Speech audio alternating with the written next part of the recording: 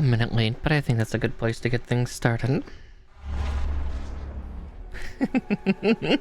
Evening, everybody. Hope you've all been having a good night or a good day. Words, brains, a lot of things. Words. Let's see, do I have everything? Now I do. Yes, I need the scissors just in case. But yes, evening. Again, I am very sorry for taking a couple days off, but yeah, it's been a rough couple of weeks, and my ability to cope with it was just a little shot. So there's that. But I'm at least alive. I'm at least functioning, and I really don't want to miss Gunplay Monday, especially with all the extra Gunplay kits I got on Saturday. So I've got quite a stack that needs to go through, and I have another 3 on the way from from new type, because the moment I got home, I'm like, I still need new God hands, and oh look, there's 3 Gunpla already in my cart. Oh, whatever shall I do? Bye. So I've got 3 master grades on the way as well. 2 of them Verka. But yeah, we'll get those with the new God hand blue handled ultimate snippers eventually. But with that, I do think we should probably pop over to the builds window real quick and showcase the kit that everybody unanimously voted for this week. To be honest, I was kind of surprised you all... Oh, it's okay, Mello. You all voted for this. Mello got freaked out because I grabbed the cart for a second. But yeah, the fact that everybody wanted me to go for the high-grade Qubeley, as I say it. Again, I might say it a little bit funny, just because I do kind of say it the way, if anybody remembers the PlayStation 1 game called Mobile Suit Gundam Battle Assault, and technically Battle Assault 2, the announcer said a lot of things really funny in that, so my first time seeing this, I'm pretty sure it's supposed to be pronounced Qubeley, but, I still say Qubeley due to it. Yeah. Yeah, we're building the trauma machine. For anybody who's watched Gundam Zeta and slight spoilers, trauma machine. Again, it's something that's been memed forever involving Gundam Zeta, so Qubeley is an interesting one because of the pilots. But yeah. This was not at the Gundam base event, but due to the fact that Hobbytown was hosting the Gundam base event, literally there is a Hobbytown right next door to to the Gundam base event. So after I got all the exclusive Gundams I wanted, I ran in there to see if they had any special suits, and I'd been looking for the Qubeley for a long time. Yeah, I was to say, careful, I am going to say some spoilers involving Gundam Zeta today, probably in regards to the pilots for these units, but hopefully I'll not spoil too terribly much. But yeah, this looks like a really good version of the kit too, because this is the HGUC version. Yes, this is the HGUC. Let's see, what number are you? You're probably like one of the lower numbers, aren't you? No, you're 195. Okay. Again, I'll try not to spoil too much. Didn't realize it's such a cool mech though. Just yeah, all the pilots for it are very tragic. I'll keep to not, so you don't have to mute. I'll be good and try to not talk about the horrors of this thing. But if you know, you know. But yeah, with that said, then let's get the box opened up now. Depending on how long it takes, I might grab another kit, because I don't know how simple this kit will be. But we're gonna find out. One thing I already see that's really helpful is it looks like there's not a lot of stickers. Yeah, it is such a cool mech. I can talk about like where I saw it initially of. So I originally know the Qubeley from Gundam Battle Assault 1, and then I'm pretty sure it was also in Gundam Battle Assault 2. But yeah, those of you that don't know those games, that's perfectly okay. They were a set of side-scrolling fighting games from like, you know, like your classic fighter, like Mortal Kombat style, but with Gundams on the PlayStation 1. And yeah, that game has not aged well. But it's a fun one. And Qubeley was in that, and if I remember correctly, Qubeley was actually something of a nightmare to fight against. It wasn't the worst to fight against, because you could play stuff like Big Zam and Psycho Gundam, but yeah.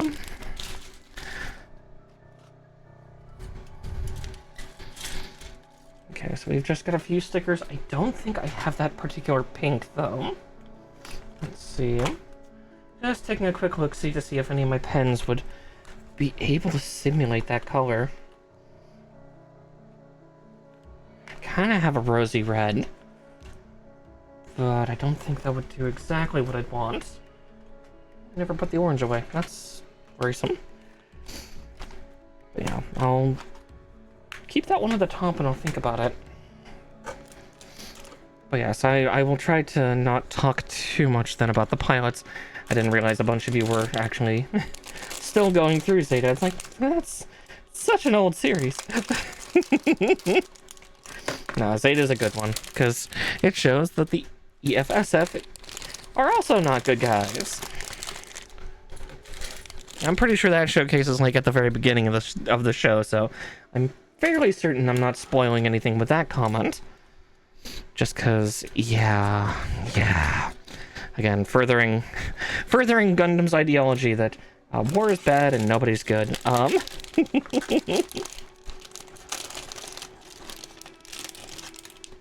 mean, how the Titans later on in other series become some of the worst war atrocity people, and they are specifically EFSF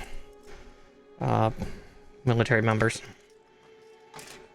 Yeah, that's not a lot of runners, but we'll see.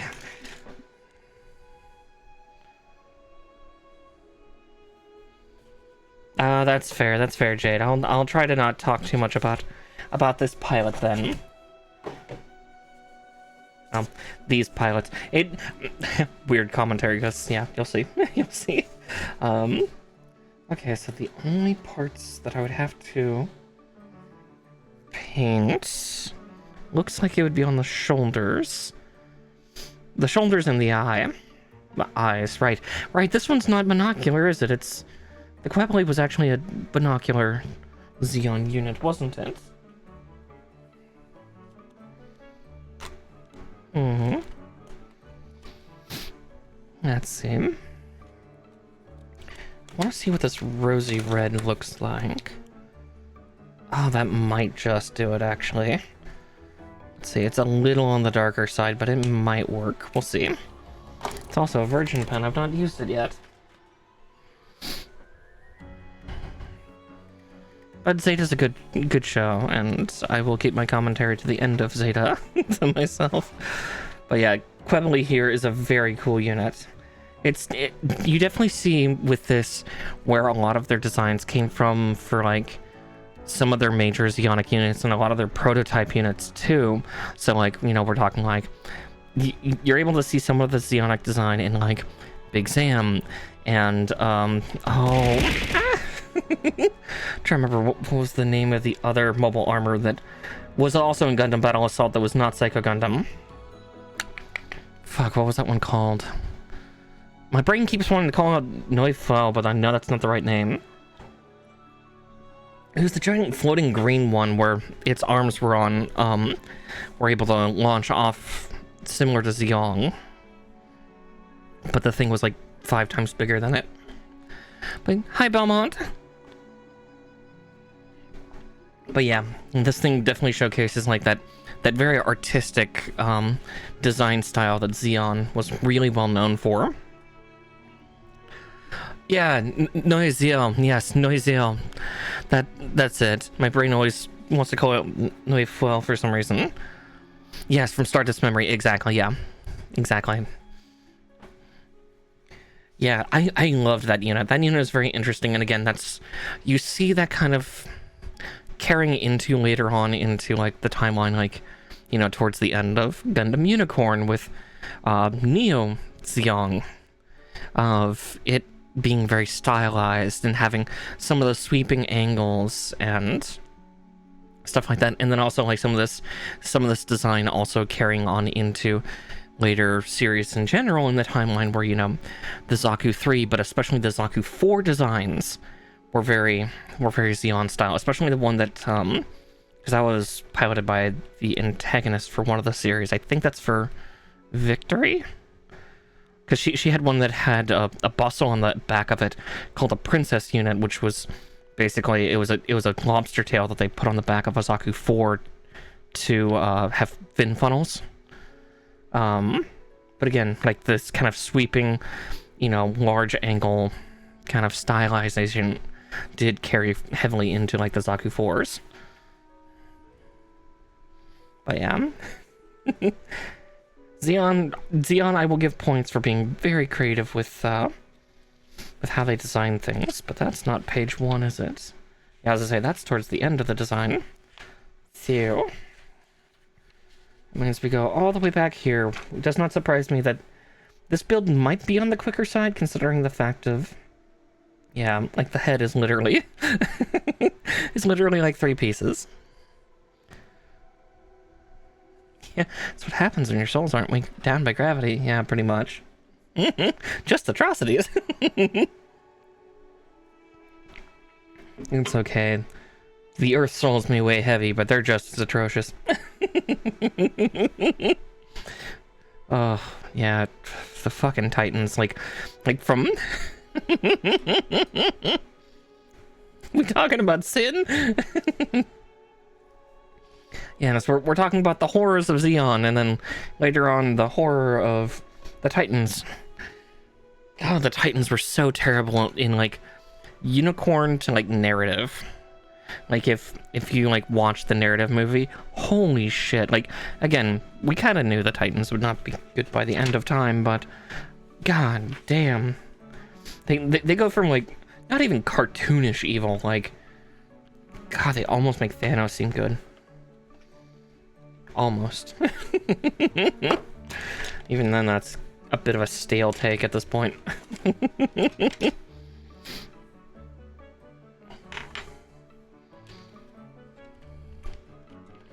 Yeah, they started bad, pretty bad right off the start, but still, god, yeah. If you've not watched Gundam Narrative, God's the things they do to the Miracle Children. Fuck. I mean, that's not that surprising. Again, that's something that you'll see in Zeta, that some parts of Titan does take on certain parts of Zeon, but at the same time, it's not just the Zeonic people being the terrible people. People with cruel ambition. And that's on both sides. Let's see. Yeah, this might end up being a quicker build, because this is not a lot of runners. But again, we'll see. We'll see. I might test this one out. It's a little darker, but...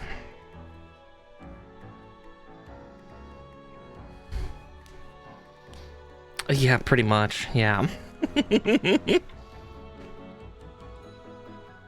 They just get worse later on because the atrocities involve children. Ah, good old...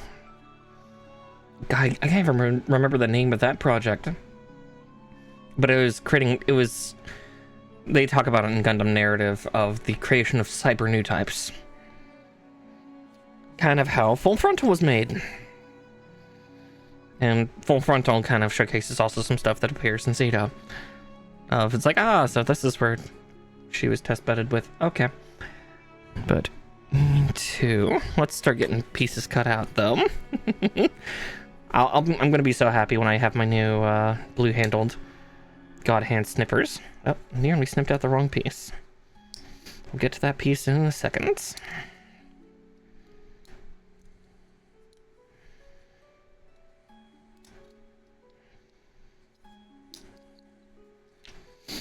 Okay. Oh, and 8 as well.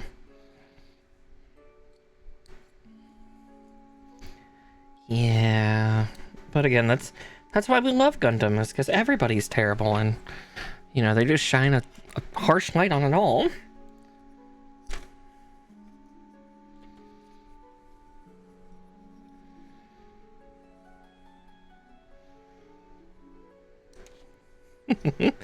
And I have somebody asking me about G-Post stuff. It's like, not right now. I'm doing my other job. And mommy's busy. Yeah. Gods. Because that's... If I'm remembering correctly, the 3 Unicorn Gundams were given to 3 different people. Like, 3 different groups. If I remember correctly... I know Unicorn was the one that was kind of given to kind of a semi-more altruistic group, but they're also kind of a terrorist cell. Oh, I didn't grab a cup. We'll just put these in the box. Actually, I'm gonna go grab a cup for a second, so give me one moment. I just need to make myself go poof, and I will be right back. I got everything but the cup. I was missing something.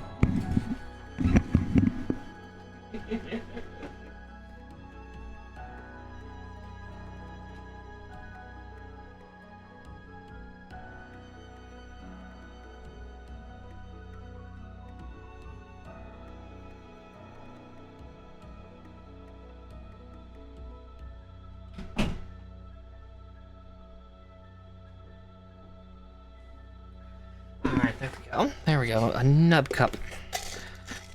Alright. And turn that back on. Get my headphones back on just so I can hear my own tunes. Make sure my own sound doesn't cut out. Yeah. I'll just rant on that then. I'm just like, yeah. Oh, that poor... Because if I remember correctly, for the groups in Gundam narrative, they talk about like the 3 different groups that got hold of each of the unicorns, and like,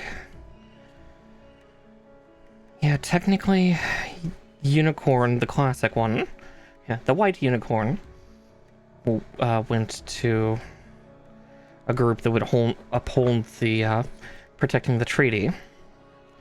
Pretty sure, because yeah, that was during some of the peacetime and unification stuff, because I think Banshee went to a standard sect of EFSF,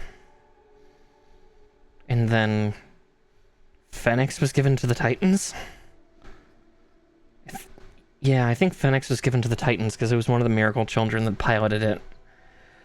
And then you find out wonderful, horrible things that happened to her while piloting the Phoenix. Phoenix is one of my favorite Gundams just for the story of her. She's horrifying. Why can no one catch her? Well, she doesn't have to worry about you know, a time limit for how long she can pilot it in awakened mode. she can go as long as she wants. That poor girl.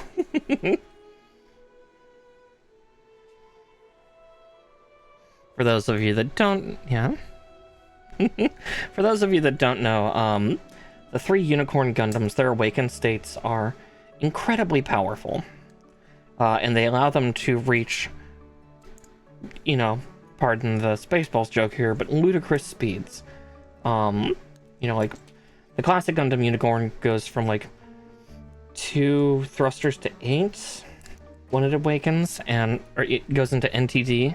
Any version of NTD, and just the further along in the awakening process, the faster it can go, because it uses the psycho frame inside of it to go even faster. But the problem is, the human pilot can only take so much before the stresses of it start to take a hold. So typically the NTD time limit, no matter how awakened they are, is typically about 8 minutes. The designers who worked on updating the Phoenix didn't realize this. And their little dream pilot was killed by her own unit. Problem though, her soul and mind got locked inside of the psychoframe of Phoenix.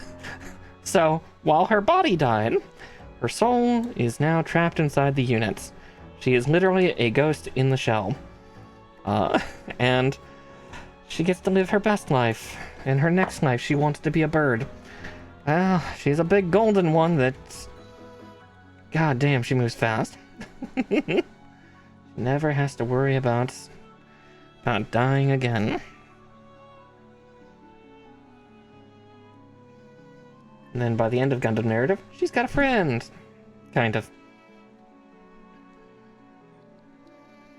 Can't remember if actually that friend's soul goes into the thing or not, or if it's trapped in the psycho frame pieces that she launched outside. Yeah, you know, yeah, exactly. Well, Yoda, you only die once. Yeah. Unintended side effects.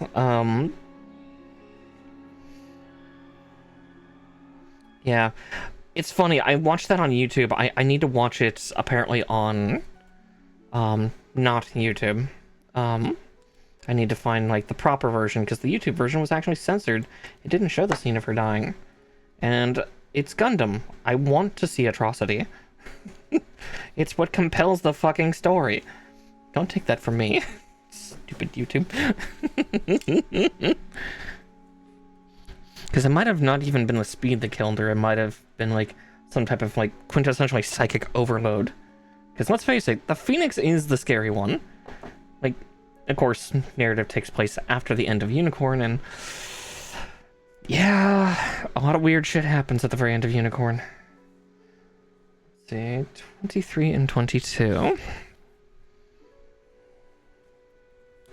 We find out a whole lot of why then, you know, other mobile suits from after that didn't have that much psychoplate in them. And why they went back to the original numbering system. No RX zeros, no restarting the material line.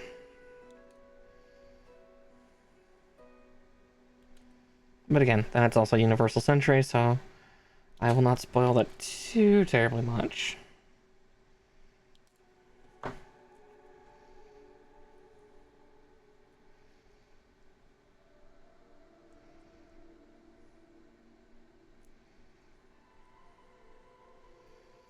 Just in the far-flung future. Not so far, honestly. It's terrifying, actually, how recent in the timeline Gundam Unicorn is compared to, like, you know, the end of, like, the Universal Century stuff, because Char's counterattack, I believe, takes place in, what, 0093? And, Unicorn takes place in 0096.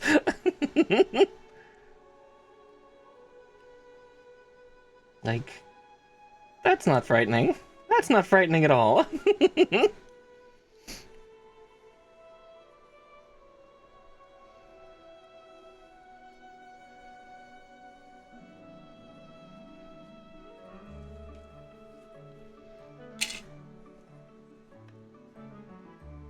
Okay. Polycap 2. It's a shame there's polycaps in this, but it looks like... Yeah, then you get, yeah, F91 and Victory, and exactly. Eventually, Crossbone. And then, if we're going with the old timeline structure system, someday, far, far in the future, we get Turn A.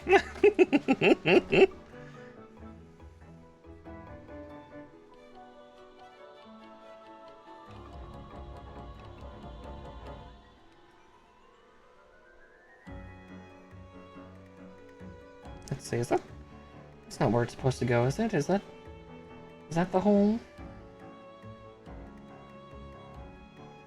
The question I ask myself often, is that the hole? Let's see. Yeah, I think that's the hole. Okay, so it's kind of... That's awfully loose if that's the hole that peg's supposed to go into. Because it's wiggling. I don't like the fact it's wiggling in it.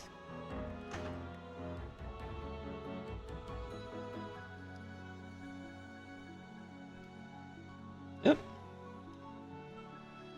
There's actually a surprising amount of moving parts in here.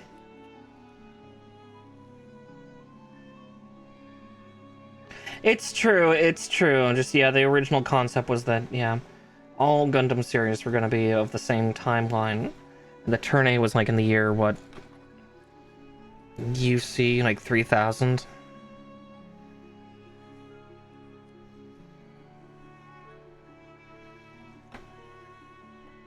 But yeah, you're right. Everything would eventually go. Yeah, you're fucked, yeah, because... Yeah, when you build a Gundam that has a special nanomachine that turns all technology into sand, and then eventually cannibalizes itself once it, like, the nanomachines cannibalize themselves once they run out of things to replicate and destroy. Yeah. And then society restructures back into about 1920s Industria.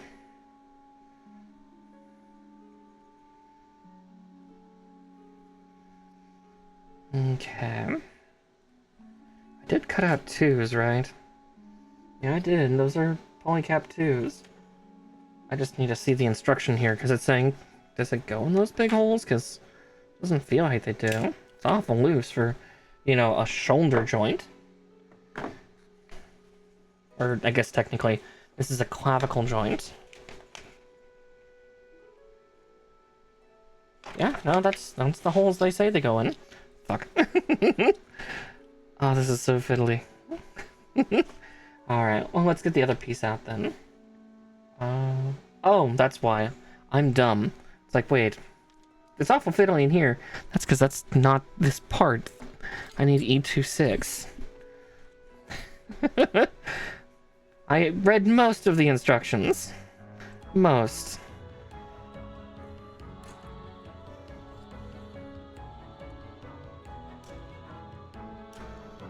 Hi, Marsh. Marsh just strutting around being a big baby.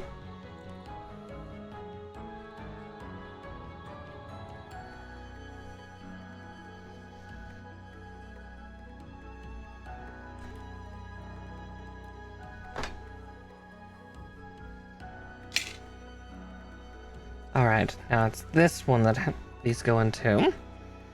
Alright, welcome back from the ad, everybody. Alright, do you fit in these holes? You do. Okay, that's the hole you're supposed to go into. That's much tighter. Good, good. I really need to make an out-of-context channel for all of you. I know that it would just primarily fill with innuendo during Gunpla nights, but... I'm sure I'll say something silly or stupid some other times. Oh, I feel a sneeze coming on. Oh, God.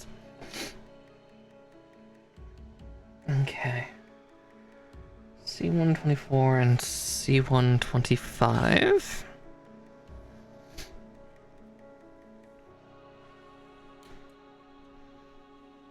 You know, it's such a small part. Yeah. I don't want to not be touching it while I, So thinking of Qubeley, there is going to be... At least I saw a clip of something. I don't know if it's new or if it's from... from, UC Engage or what. But I did see a recent video that I think was hinting at more stuff involving... some of the Qubeley variants, or in some ways, the pilots related to them. Again, I'm trying to be as as cryptic as I can so I don't spoil things. So we might be getting new Qubeley content eventually.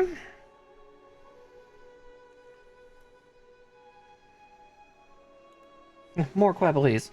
More, oh god. Will this one be evil?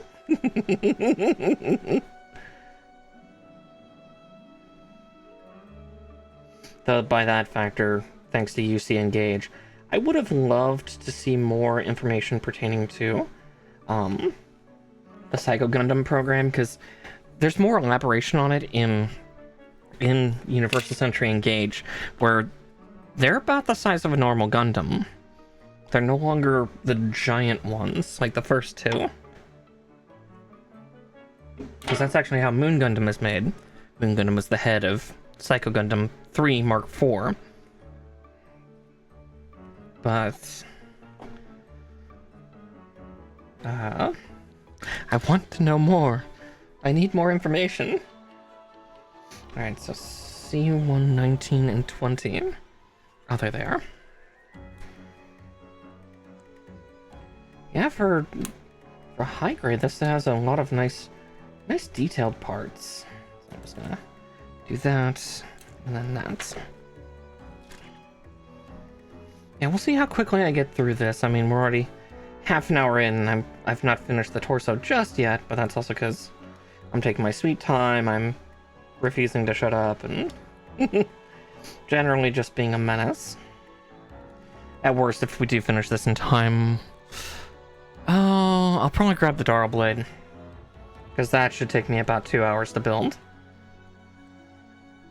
If the Darl Blade is anything like the Delanza, that took me 2 hours, and then I was like, oh, it's done. Okay. Well, shit. And judging from Witch from Mercury kits, that's not that surprising. Or Witch from Mercury high grades, I guess I should say. The only ones taking the proper 5 hours are stuff like Calibarn and the Aerials, and I'm curious if the Gundam Lifriths, like Lifrith and Thorn, are going to be like that too. If Fadak is going to be like that, if Begur is, I don't know.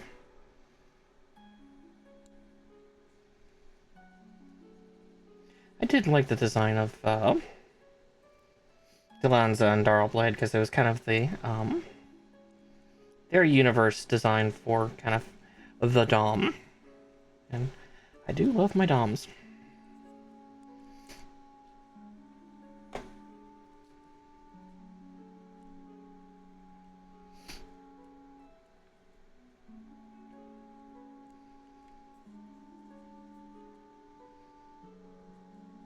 There we go. I was like, get in your home, slot into the holes. Come on. Alright, D115. Bright pink.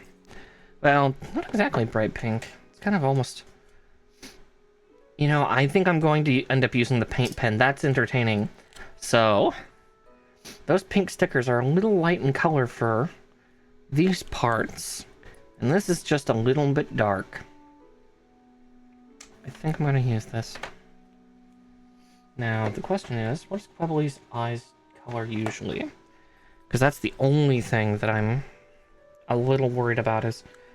Because it gives me two different eye colors here. It gives me both... yeah, the Zeonic pink eye. Zeonic pink eye, that... Oh, that sounds like a disease. And the other is kind of what I would equate to as almost the like Gundam metallic sensor green. Speaking of, just in case, I'll pull that pen out too.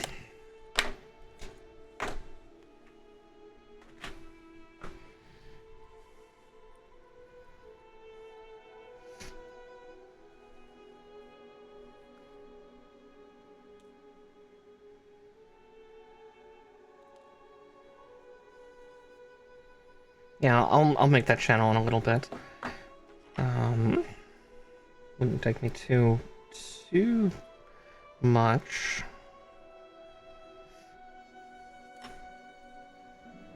Let's see.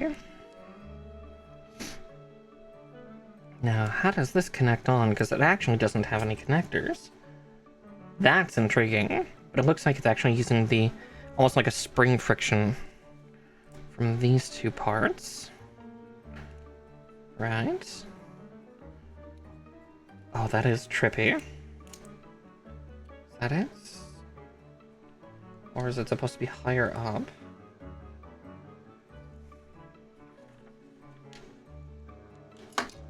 Ooh.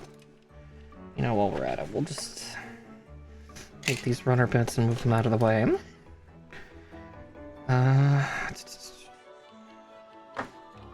Let's see. Because actually I see the connections now. There are there are little connectors. God, I really need to keep up on my hydration if I'm gonna talk this much.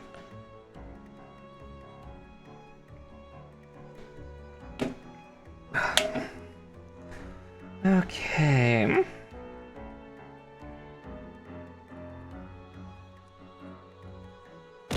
Ah! Okay. I'll drink in a second.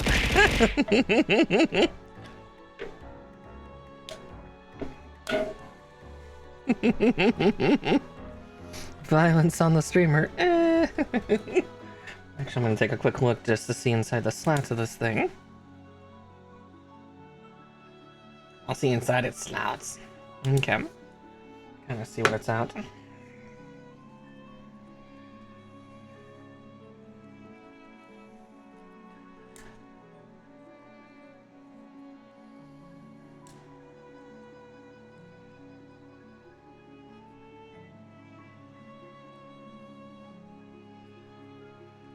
Like that.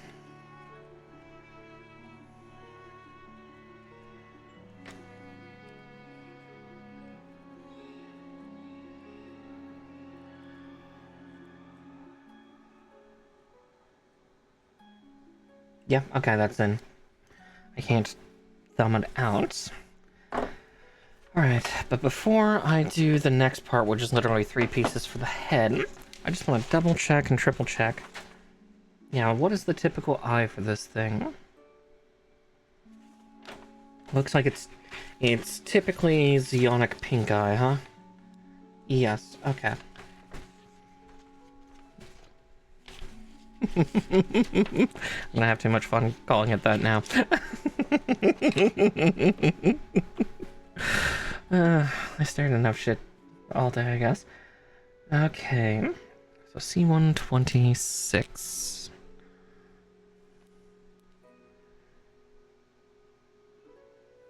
Okay, no, it is binocular. Interesting. I forgot that the Qubeley is not monocular, like most Zeonic units. Like, not even... Because even Sotheby follows that. Like, Sotheby and Nightingale both. Fascinating.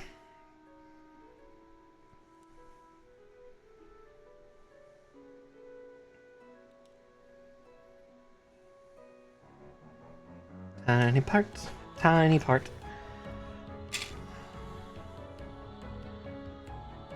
Let's see, an A13 and 14. But yes, this mobile suit's head is also very intriguing due to the fact that it's, yeah, this very alien looking, like super long, swept kind of head. Again, it's very, very like Art Zeon style.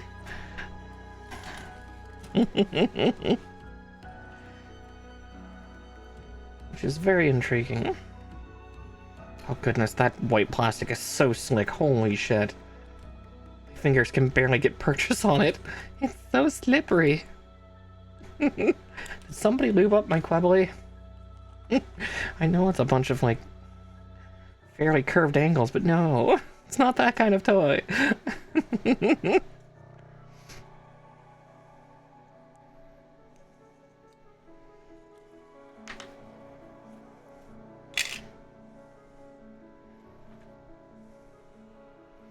Wow, yeah, I am... My fingers are struggling. My fingers are a little bit dry right now, so... Any plastic... I'm having trouble gripping as it is, but... Holy shit, these parts are going to be the death of me. Oh no, and it's like 80% of the outside body is this white. Because it's not the Qubeley 2. Just mostly gray, if I remember correctly, because I think that was the mass production model. They tried to make an army out of this, if I remember correctly. My, middling Zeta knowledge. I've not actually watched the show, but I've read enough of the highlights, as you can say.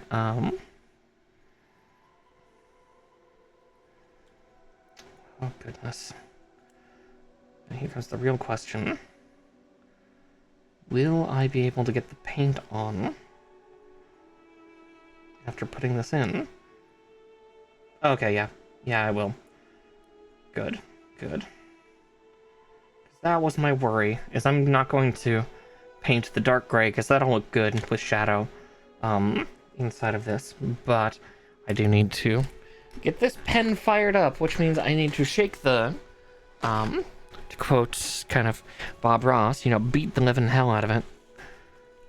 Because we will use this for that Zeonic pinkish eye.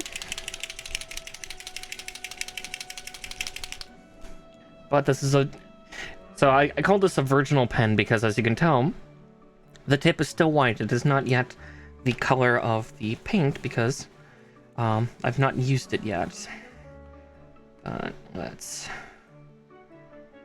change that. There we go. Let's see how good of a color this is. Okay, that's like a nice rosy red, but I think that'll look pretty darn nice on here. Because also, I'm sure it actually lightens in color a little bit as it dries.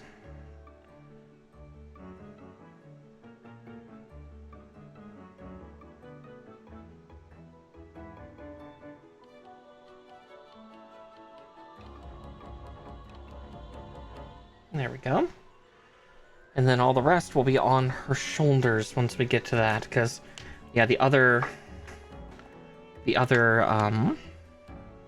pips there are for sections of her shoulders, because so the Qubeley, much like a lot of Zeonic units, is also designed to be very, very, very fast, or actually very maneuverable in space. Because again, this was a prototype. But yeah, there's, again, that's the head. That is all that it needs, but still, it is a very unique style head of just big and sweeping. It's designed to be able to handle decently in atmosphere, despite, you know, being made by a bunch of space noids.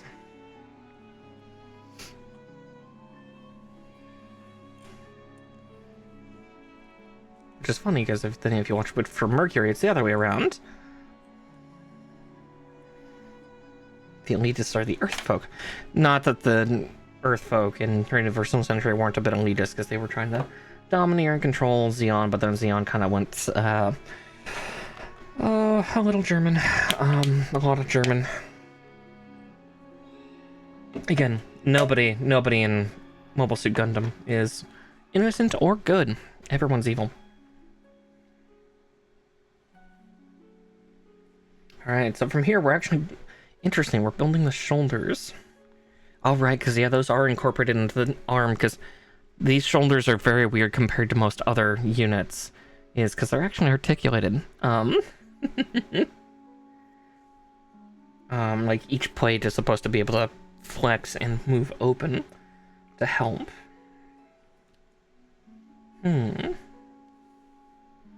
So interesting, yeah. So this might take a little longer on the arms than normal, but that's okay.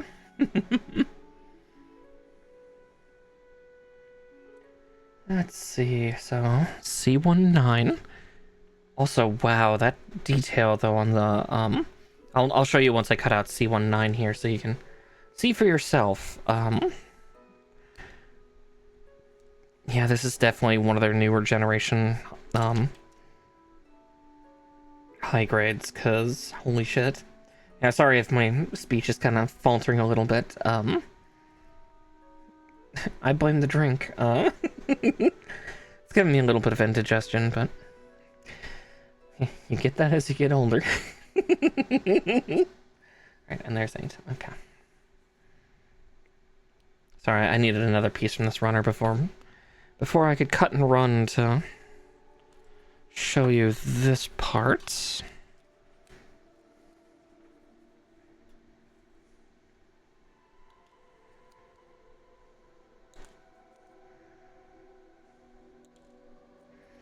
Okay, but yeah, look at the detail for the under armor for this, because this is the interior armor piece for the shoulder.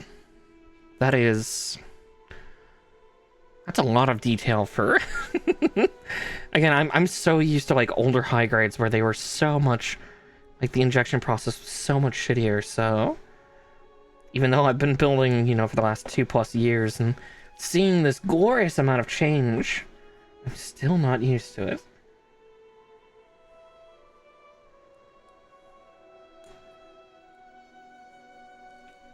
Okay, and then I need D110.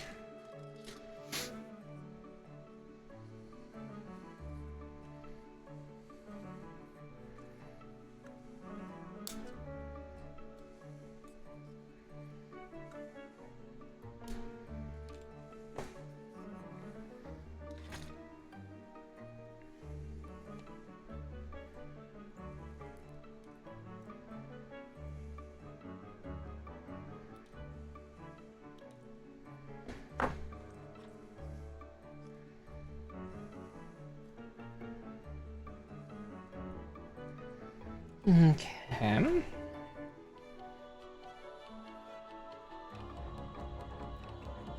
Big hole, little hole.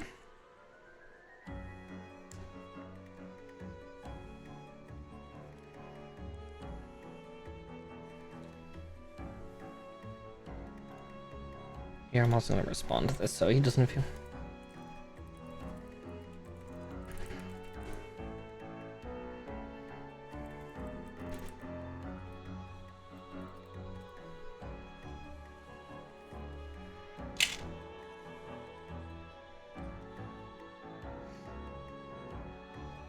Alright, and then we need...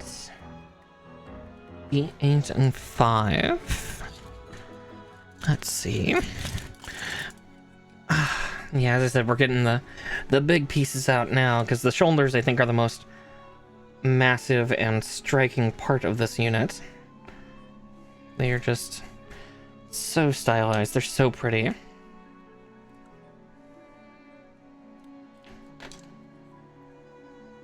Okay, there's 8, and then we need 5.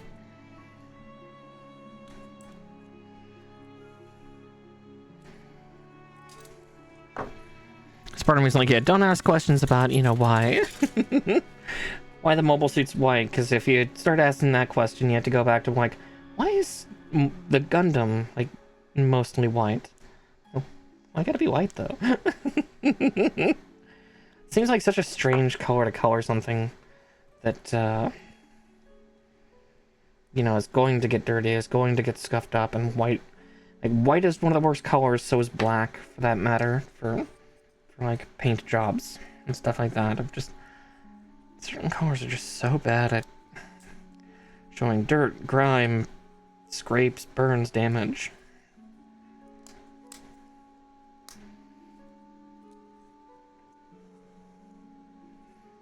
But I guess they're supposed to be like signature and striking, you know, scaring the enemy psychologically.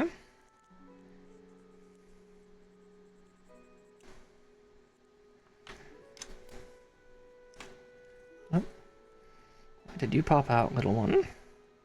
Back in your home. Where's the tweezers? My hands. They flail about as they search for the part that I'm looking for.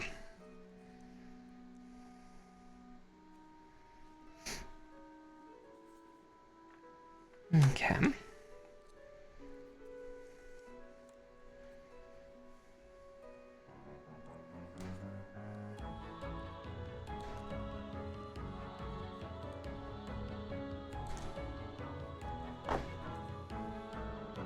I know there's still one piece left, but I just need, or one snippet that I need to still do, but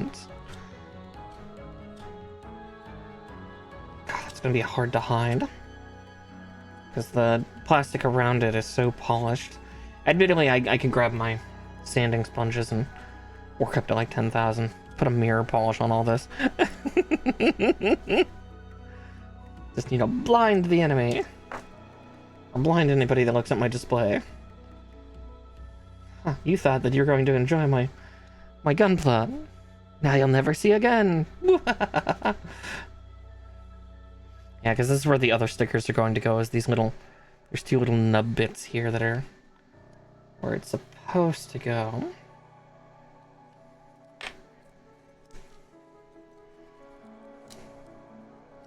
But again, I'm guessing we're going to do that later in the builds.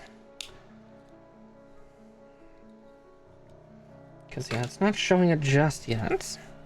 Just building the outer kind of petals for this thing. This thing's shoulder. Pauldron, if you will.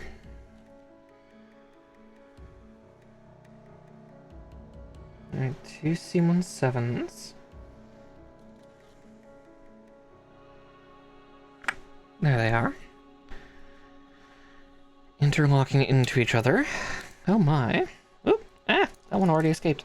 I didn't snip all the runner off. Oh god. Then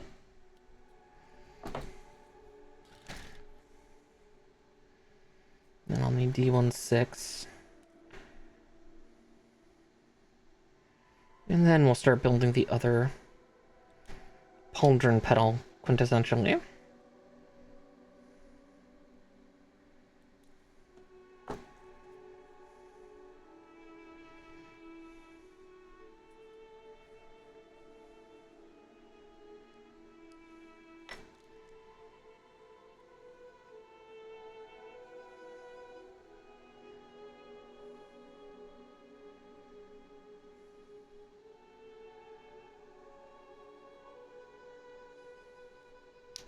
Like that. Well, hopefully it's like that, otherwise I'm gonna have some difficulty pushing those apart, because they are small enough to be difficult to pry apart. Alright, I need D16. Am I touching it? No. For some reason, I'm particularly blind on this. This weird dark hot pink.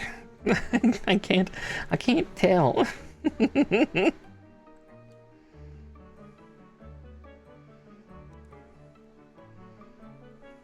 It's just such a striking but also such a strange color for, because remember, this is a military unit.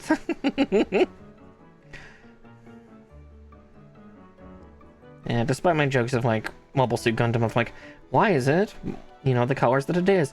Funnily enough, actually, yeah, the red, white, and blue is supposed to be what it is. The colors of freedom, despite the fact that more often than not, in anime, if they ever talk about the colors, they don't say America. They tend to actually say France. Revolution.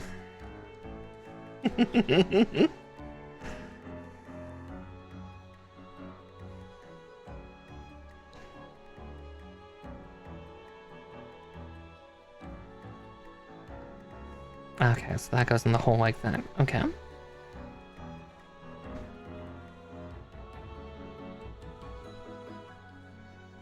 Alright, now we do the other side, so I need C110.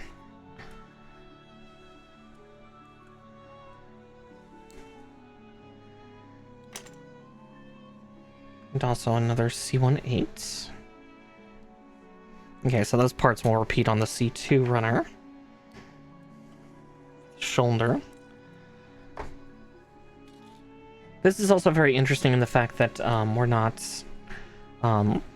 not building parts of the limbs together, because each one is so unique compared to the other. Like, they're mirrored, obviously, but yeah, the stylized form of this thing is so striking and different that, yeah, we're building each limb separately from each other.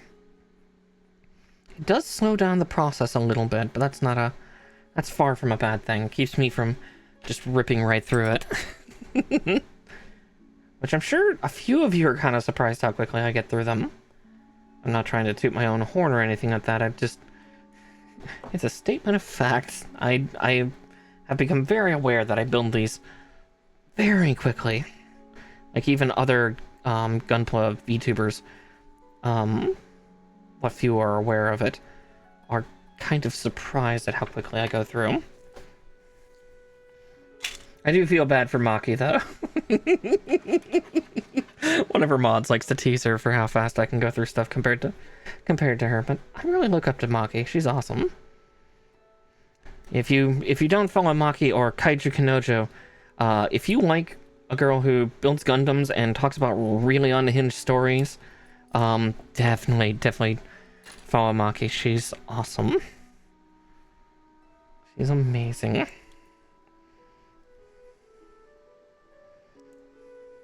A silly kaiju girl. And also, yeah, you know, that's another reason. She's a kaiju girl. We love kaiju girls in this house.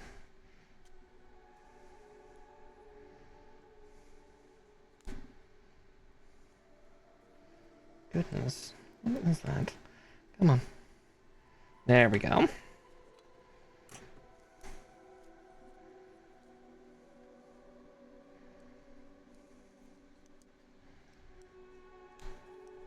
Goodness, another advert already.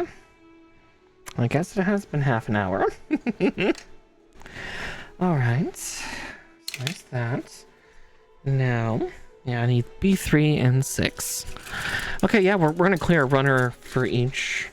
I was about to be like, for each arm, except I'm like, no, that part's for a leg. 2 of those parts, I think, are for the leg, right? Yeah, because that's the toe, and that's the knee.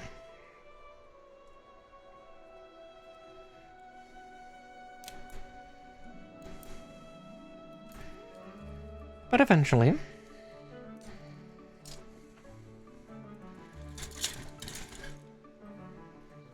Okay. I'll do this part first, and then that big shoulder piece.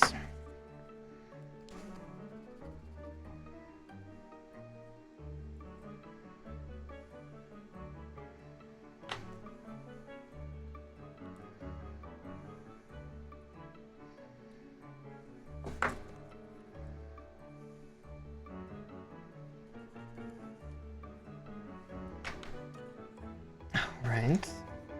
Because, yeah, this is supposed to go on the outside here. Well, the inside outside. This is going to be like the inside of the shoulder.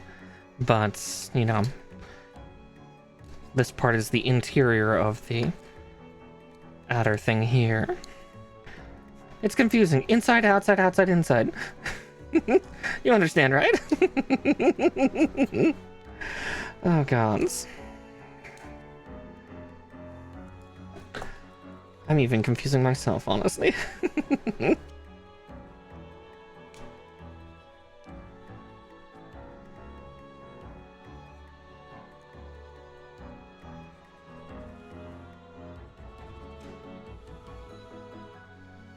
gonna be so happy once I have the God Hand blues again. I can tell the difference between the blues and the reds. Because, those of you that don't use this brand of snipper, God Hand's color code theirs. So, blue is, I believe, what they call their ultimate, which is super clean cutting. Reds, I think, are a little more robust, like the blade edge is a little more, thick of an angle. And then, if I remember correctly, I think purple are the lowest, like, quote-unquote quality snip. Like, it's supposed to be kind of the more cost-effective, though, you know, even though we're talking about, like, a $40 set of snippers versus the ultimates that are, like, 60. Pretty sure these are, like, 50. Like, it's a heavy price point for a set of snippers, but they work really well. The only reason why I'm getting a new set of blue ones is because my old ones have jammed, and I'm too scared to tear them apart. It's spooky. Okay, there we go. Oh boy, that is really, really tight-fitting for all the pieces, but God, that looks spectacular. I'm so glad I waited to build a Qubeley until now, because this... Yeah. Yeah, we're building the Qubeley, our favorite little nightmare machine.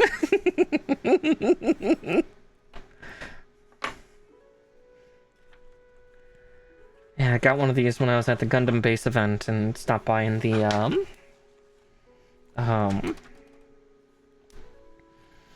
hobby town right next door that was hosting the event.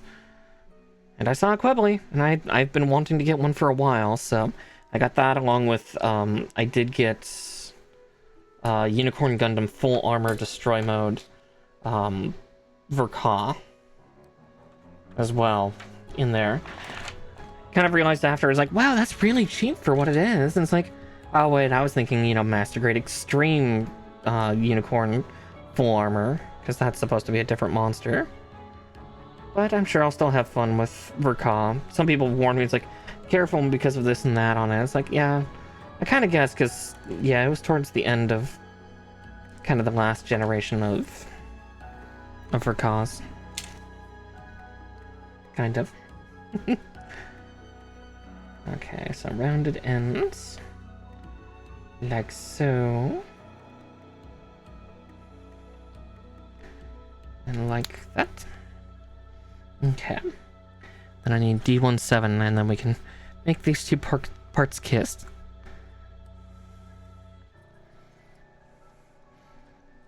Yeah, one thing I was kind of sad, but also probably glad that I didn't see at the Gundam base event, because I think I would have cried if I tried to build it, was one of the Gundam base exclusives now is also a real grade of perfect ability. I would love to have one of each of the versions of perfect ability, because I already have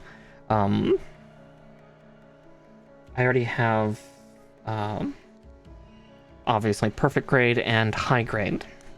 So then, like, getting real and master, just to be like, look, I've built the silly Gundam. I've built the 3 Gundams in the trench coat 3 times, like, or 4 times. Just, I can't stop myself. Let's see, did I pop that one in place? I did not. There we go. And then... oh, okay, good. I stopped myself before I made them kiss, because there is a part to put in. Okay, Polycap 3. So let's do that one.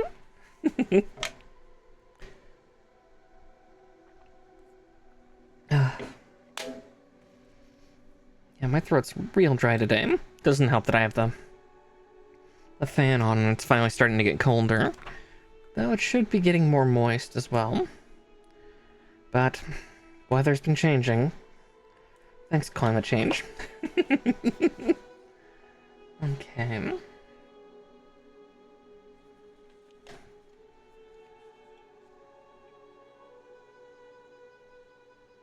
Flat side up, huh? Okay. I mean, if that's what they say.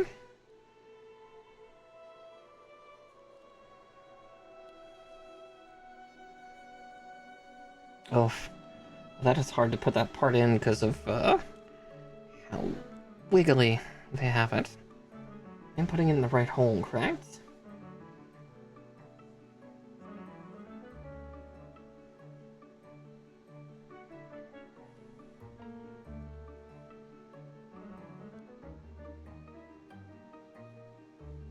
Oh, I see why they want me to not put it in flat side, pointing downwards. Interesting. Yeah, this is a really nice high-grade kit, though. This is intriguing. Yeah, now here comes the fun part. How to make these two parts go together and have, like, a good fulcrum action to, you know, press those two pieces together. Holy shit. I mean, it's gonna be great for articulation.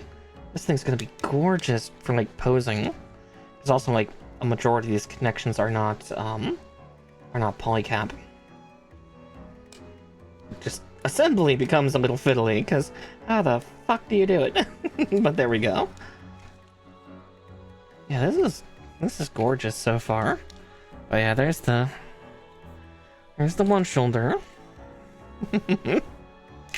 It's also fun because this unit is semi-asymmetric. Somewhat. Like, it's symmetry in rotation for, like, the shoulders, because, you know, obviously that part will be on the back side of the shoulder, and this will be on the front. But we are going to paint a couple things. And then we'll clean it up later, so if I make a mess, that's okay. Because I don't want to use the stickers, because there's actually texture here. Though this is not quite the same pink, but I think it'll look good by the end. Like, once it dries.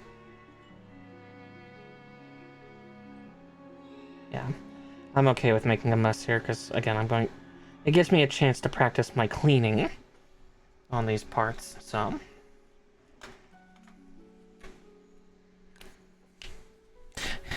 QB, don't make the deal! It's okay, I nearly said something. It's like, right, some people are still watching Zeta right now, despite the fact it's an ancient series. Yes, I'm not gonna make a deal for this, because it won't be me piloting it. I'll just say that. Alright, so D1, 1, and 2. This is such a cool unit, though. Again, tragic backstories, but again, welcome to Gundam. Enjoy your stay. If you do not realize that this series is going to be depressing, then that's on you.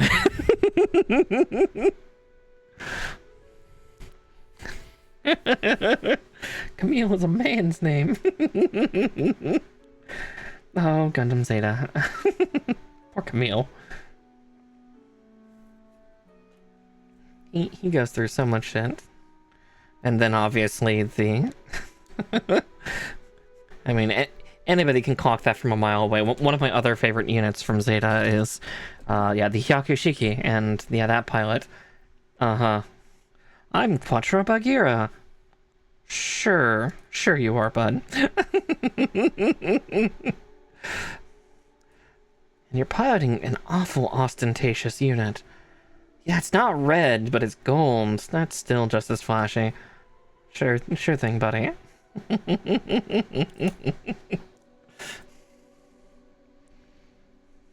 It's true. The only happy timeline is the Gundam Build Metaverse, because, yeah.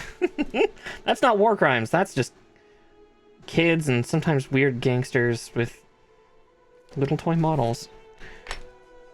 For those that remember the old GameCube game, Custom Robo, it's kind of the same thing of like, it's so weird. Why does this criminal organization only operate with these little toy robots?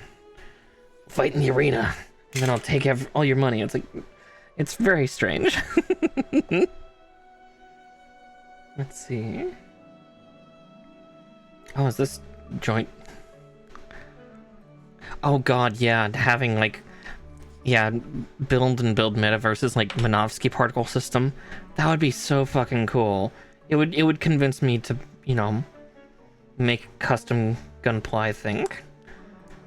Make customized, and, you know, here's mine, you know, this is, you know, Rabbit Witch or something like that, or Gundam Rabbit Witch or something like that. I would totally do that, but because yeah, that tech is super cool. Okay, kind of built it upside down, but luckily that joint is universal, so I did not fuck up. Now I need 13 and 14. Not that color. Yeah, C1, gray. Oopsie. Yeah, I definitely need to watch more like Gundam Build ones in general, and Metaverse is just, I do need to watch Gundam Build Metaverse just for the should we call it the plot? the ninja one, the Shinobi Kunoichi SD Gundam, because Jesus Christ, why did they give her that ass?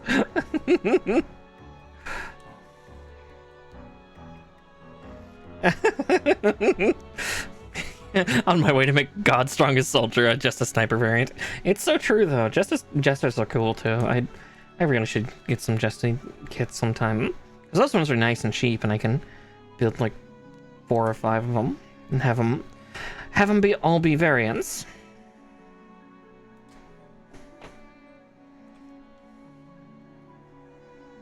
Pretty cool little diorama.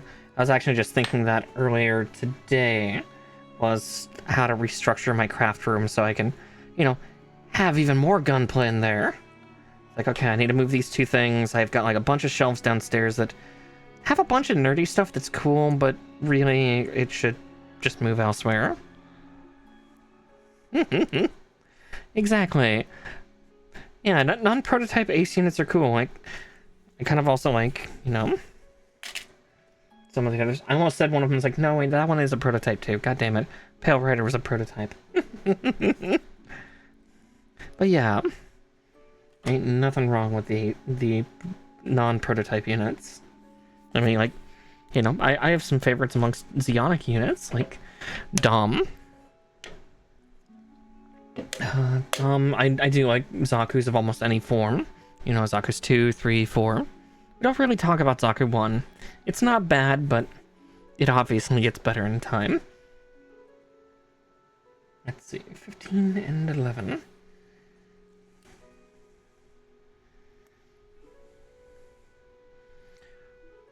Photos return, yeah. Oh, yeah. Exactly, yeah. Like, the Goof. Goof is awesome. Goof is terrifying. Especially first time, you know, you just give an ace pilot one of those things and they become a fucking terror. At least, you know, during their era. They were a nasty challenge for most pilots. Goodness, I'm choking up on my god hands, like, it owes me money, just snip, damn you. Oh dear.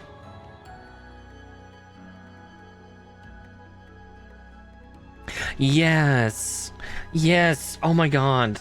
Yeah, Witcher Mercury had amazing grunt units. Like, I love that, like, more war built. I still need to get a kit of it, because, yeah, the grunt units, like, a lot of the unit designs just in general in Witcher Mercury were fantastic. But you're 100% right there. Their, like, grunt units are amazing. Each of the companies made really cool ones.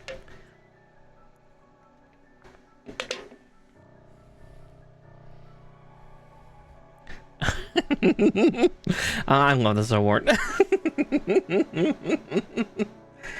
Little nimble thing. I like to terrorize people with it. Somebody was teaching me how to pilot that thing in GBO2. It's so small, but god, it fucks things up so fast. Just a nasty little ambusher.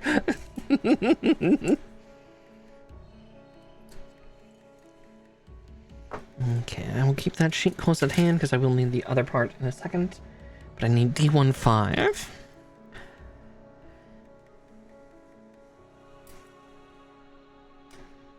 And 3. Oh god, those are the funnels for this? No, those are the funnel barrel tips. There has to be more than just that, right?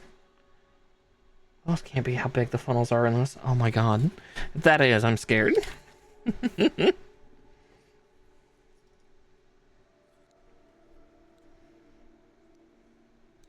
Yeah, so we're just such a cool and unique design.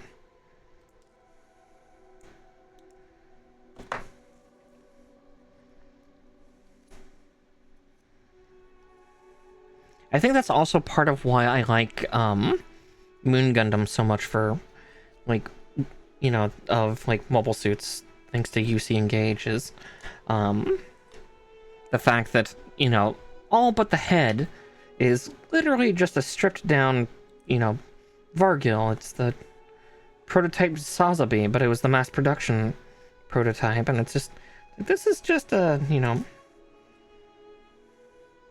while it is kind of prototype, it was, I think there were more than one Vargil, weren't there? Like, there were a few of them because they were trying to mass test it. It's still, to me, I find it to be a very cool mobile suit that eventually then we built. Oh, I still need another part. C116. That's supposed to go on first, so blink. 16. I'm touching it. Yeah, sometimes the Gundams are cool, but then other times the mass units are great. Like,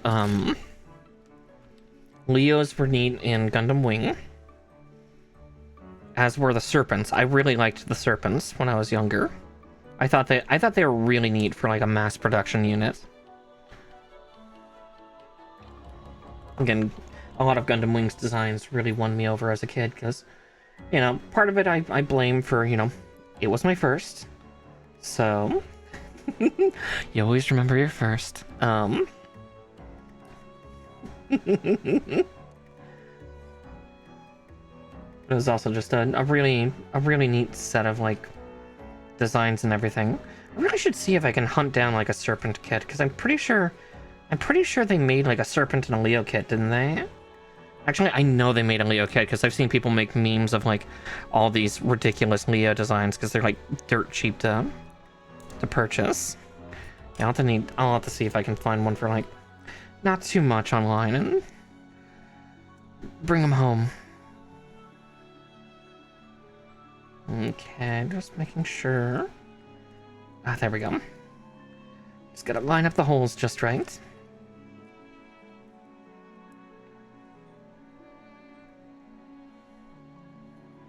And that will sit a little prettier. Oh, I was like, that's why it didn't fit right. I put it on upside down. Oh god, yeah, you look at them funny. You look at the grunts and wing funny and they just detonate. Like, Quattro just has to cry and they die. And then he cries more. I pick on Catra, but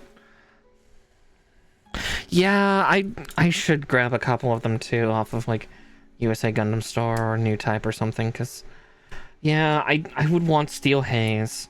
Like, I still want to get a fucking White Glint from Armored Core for Answer, because no offense to any other Armored Core, but White Glint was so fucking cool. Like, don't get me wrong, Silent Raven's neat. Yeah, Steel Haze is awesome because, you know, Rusty calls you buddy. I want him to call me buddy while he pins me down and, never mind. I mean, hell, Walter could choke me and call me 621, that'd be fun too. I mean, what? I love that game. I got bad by the second playthrough, but I just had difficulty adapting to New Game Plus.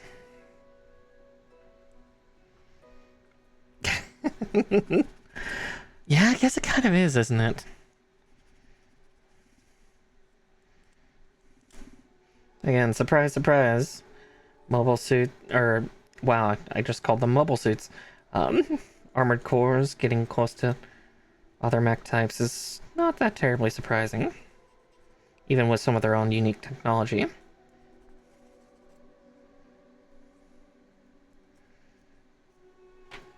Where's my sponges? I think I'm gonna need my sponges for that nub. So let's pull out 2,000. But also, where's 1,000?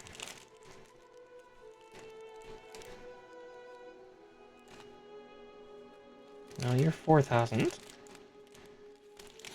400. Goodness. Be easier outside of the bag. I can learn which one's color coordinated. 800. 120. 10,000. Ah, there you are. Okay. And I will put those all back in the bag later. So yeah, that's a weird curved edge and I'm having difficulty. I got it mostly, but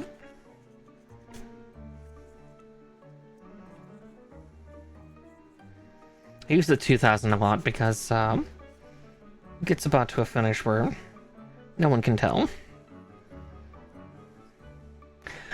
Oh, I mean, that's not that hot of a take to me, and I'm inclined to agree.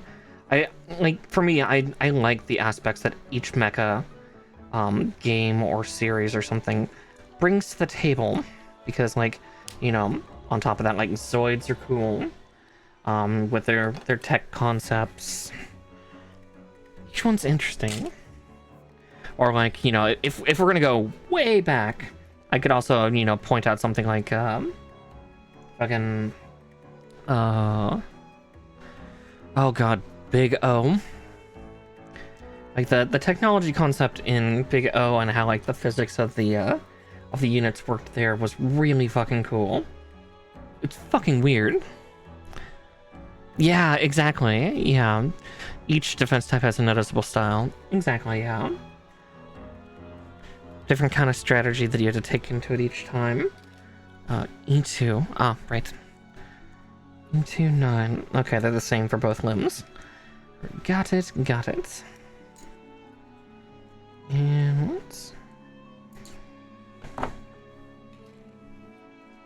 Actually, this kit is actually taking me a while. That's good. That's good. I was worried that with how few parts it felt like there were, that this kit was going to take me only about 2 hours. We're already an hour and a half in, and yeah, I think this will take like a 4 or 5 hour build. At least under my speeds. My my blistering pace.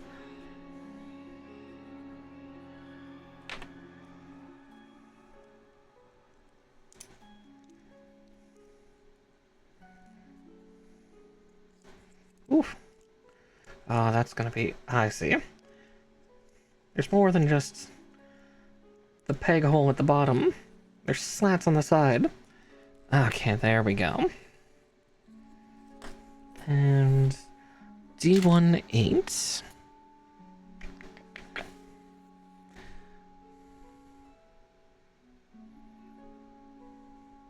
Mm-hmm.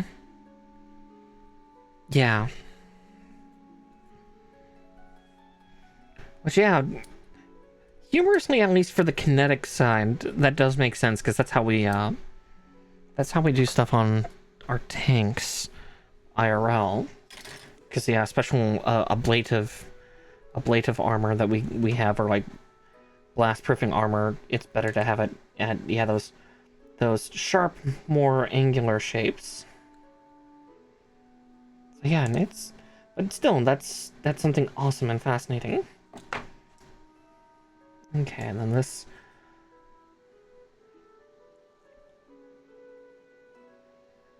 Okay, so this goes up the wrist of this.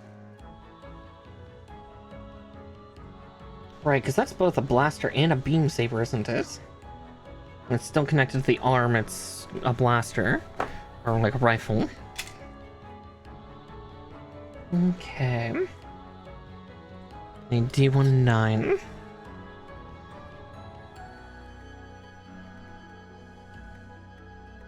Mm-hmm. Yeah. A gun tank and a Zaka tank. But yeah, but in Mech Warrior, in Armored Core style. God, I'm getting all my mechs mixed up right now. But yeah, no, it's a cool aesthetic. Like, I think that's something I need to do the next time I play, is just play Armored Core, is just try out different styles, because I'm so used to doing like super light bipedal high-speed builds, because I always try to dodge. Always try. But it doesn't always work out that way. Ooh, that's an interesting hole. Hey, MechWarrior is a great other game.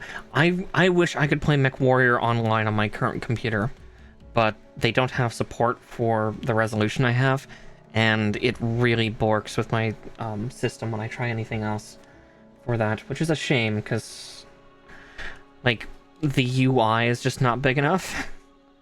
And it just, oh, it makes me sad.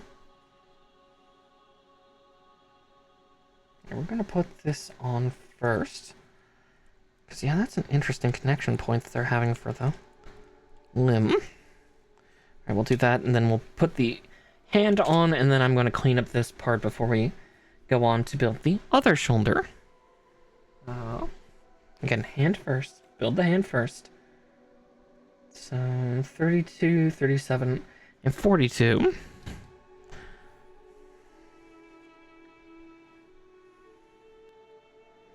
And 39. Oh, that hand's actually really neat. The Marauder.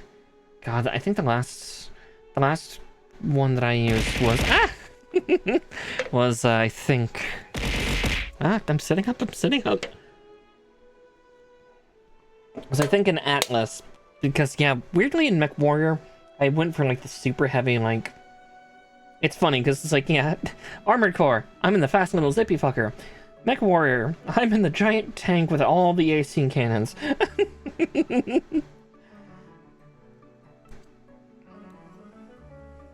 Cause thumper. And 32. Oh, the thumbs are both 32. Get self-care, dork. How fucking dare you? How dare you? Nah, I appreciate it. Thank you, nature. Thank you for reminding me to take care of myself. Yeah, meanwhile, Macross. Yeah, then there's Macross. So many fun mecha to choose from.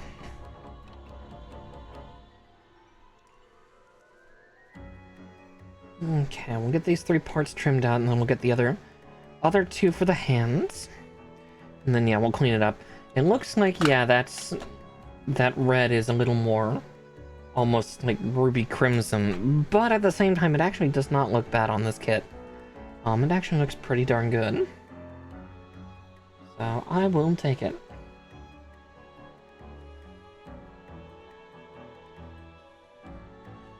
Also, that was one thing I was hoping that they kind of show on this kit, which,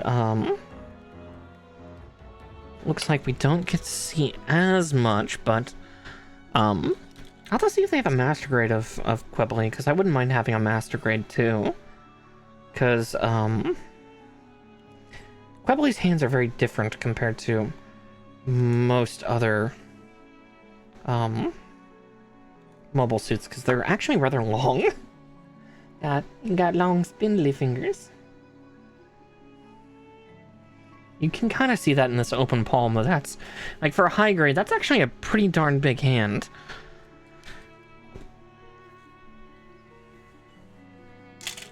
It is big-handed suit. Okay. Oof, excuse me.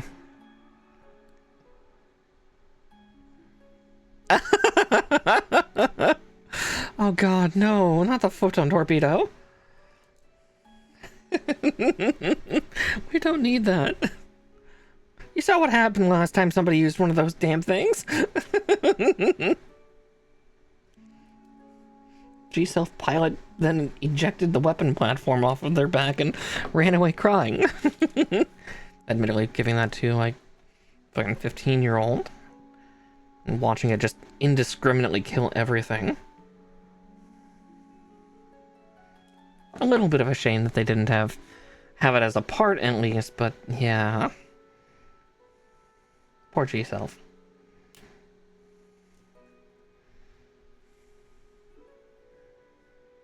Okay. Just, I was about to say 3 snippies, 2, 1, okay. That one it folded off when I looked at it. I can use words, I swear.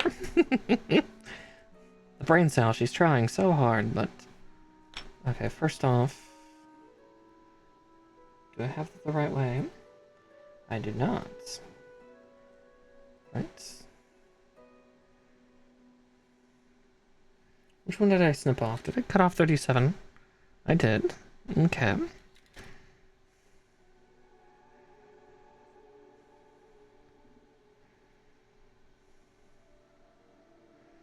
Oh, right, this is open palm. Those fingertips are actually supposed to curl backwards.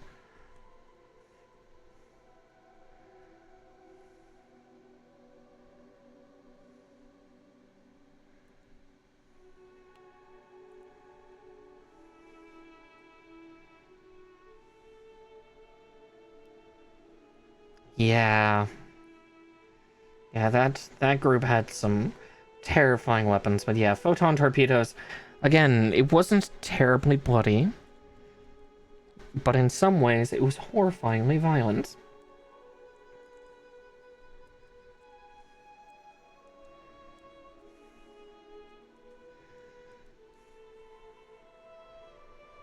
Okay.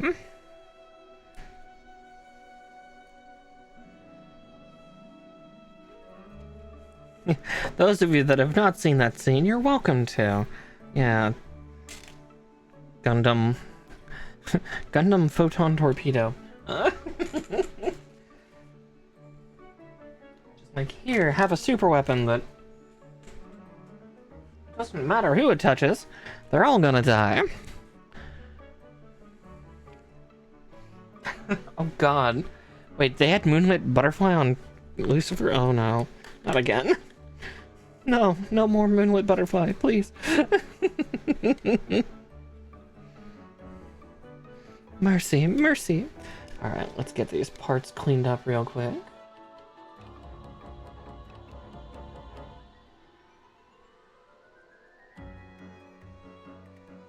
Oh.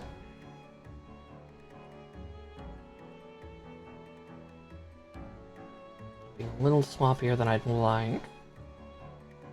Okay.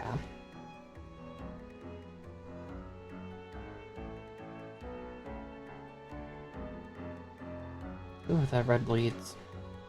That red bleeds a lot.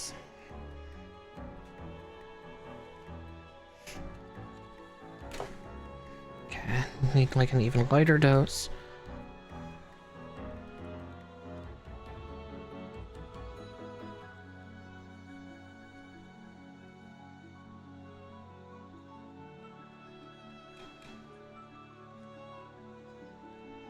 Okay, that's a two-tip job. Two-tip. I don't know why I'm like trying to sound like Jester from like on Critical Role. Two-tip.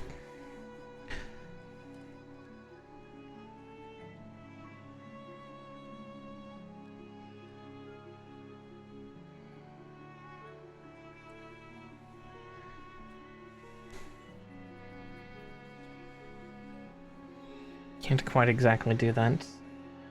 That accent Jester has anyway. Okay. There we go, I think.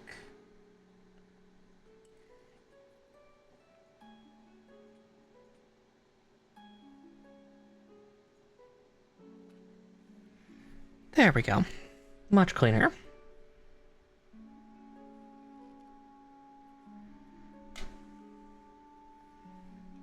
Almost tempted to put a little bit more paint on one of these because I noticed that it's not exactly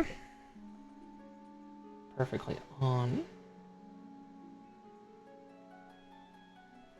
But I think that'll look good on its own. Again, it does not need to be perfect because perfect does not exist. It's on as good as it needs to be. Alright, now on to the next one. Oh, you and me both. I love Mecha a lot. Alright, let's put that baggie of Q-tips in a way that they don't spill in the cart again. Alright, onwards to the next shoulder. So, going back to that fun detail. Let's see. C2 runner. And yeah, I'm loving the detail that's also inside these Qubeley shoulders. Let's see if I can showcase that on camera real quick. Just, yeah, that, like, extra thrusters, the little mechanical lines that you can see all throughout. Like, I could panel line all this and it would look absolutely gorgeous. So all that extra tech just hiding just under the surface.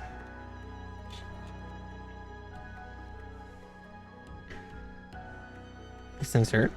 This is again, I'm still surprised with like the newer generation of like HG kits. They've really been outdoing themselves. For the most part. The fact that this not only has so many correction stickers, and even then I'm using not exactly the right color of paint, but I'm doing well enough.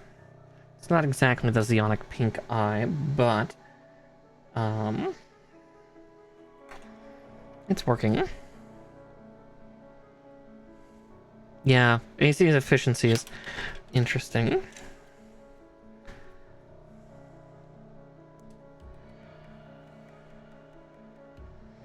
I'll have to hunt online to see if I can get some more Gundam markers that have different colors, like, because I wouldn't mind having one that's like, yeah, the proper Zeonic pink.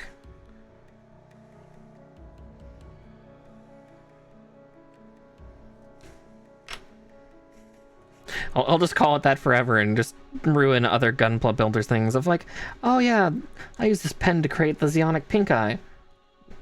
I'm sorry, what, Mara? You heard me. Zeonic pink eye.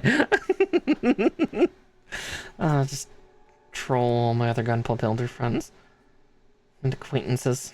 Torment them. Oop. You're supposed to stay in that home. That's your home now. You will never leave again. No matter what Tweezercoon tells you.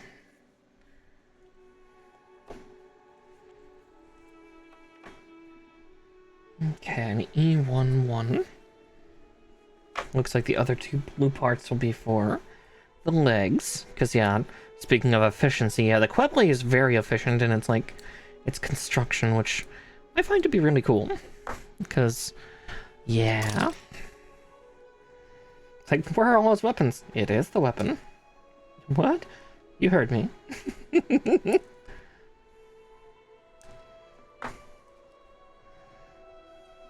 Yeah, like the beam sabers, while attached to the main unit, are able to blast like their blaster heads or like blaster rifles and stuff like that, and then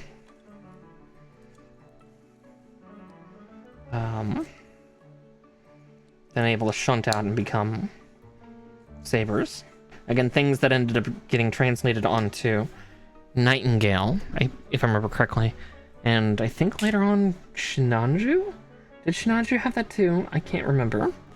But let's see, B6 and 3.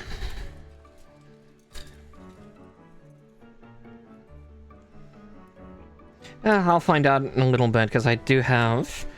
that was one of the things I got on New Type after I got home from the Gundam base event of like, alright, I'm getting those new God Hands, and... Oh, look, a Shinanju Stein. Verka, gimme. Oh, look, Heavy Arms, Endless Waltz, Variant 2. Oh, look. Wing Gundam Zero Custom, Endless Waltz Verka, Variant 2. I always have a little bit of a bias for the wing units, but not really the characters. Like, I like the mechs. I do not... I really only like Duo for pilots, but that's also because he's crazy and, you know.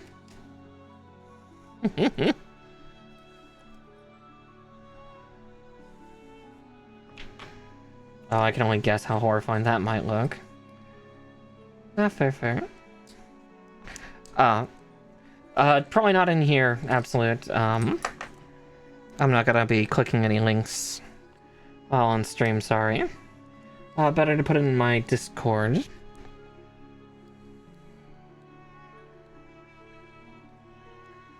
Forgot I had that enabled. I can't remember. Oh, right, because people want to share clip links in chat. I had to figure out how to do workarounds for that.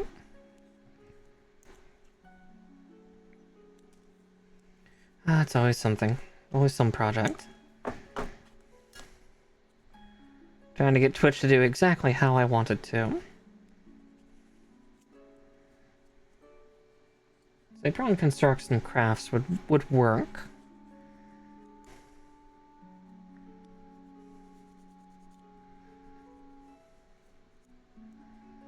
And there's the other one.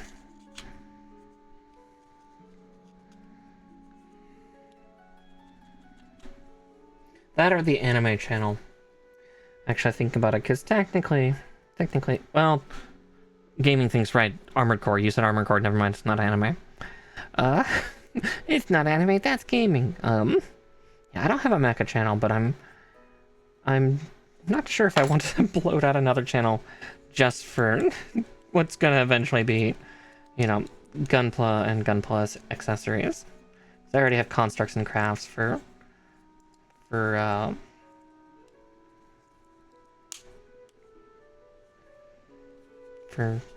Gunpla proper, and then anime for usually everything else other than Gunpla. Or Plamo.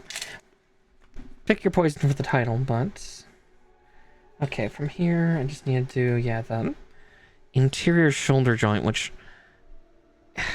You know, I might end up doing that for this one. Let's see, that's D2. D2, 7.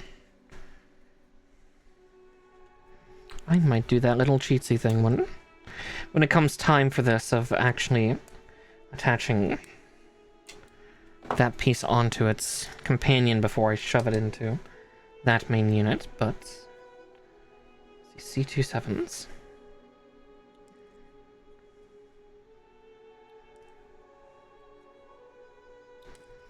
I do also appreciate that there's not many polycaps in this. Like, there's only like a dozen. Which is pretty darn good for... Because this must have been done right as they were doing kind of the phase out of polycap plastic. Which is fun. C2 7s.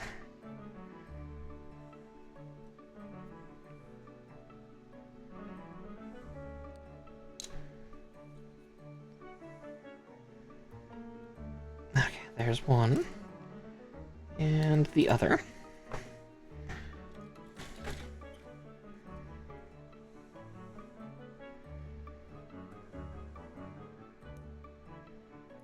Oh, that one came off just by the slightest touch. I don't know if you people like that through the years. Just barely touch them and they're gone. Alright, there's that.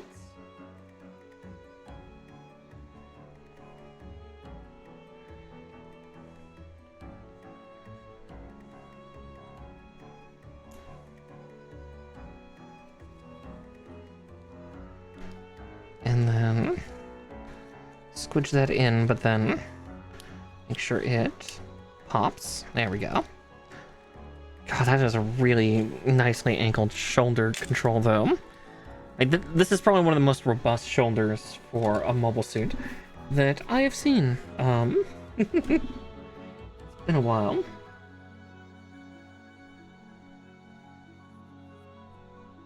Okay, C2 9 8 and D2 10.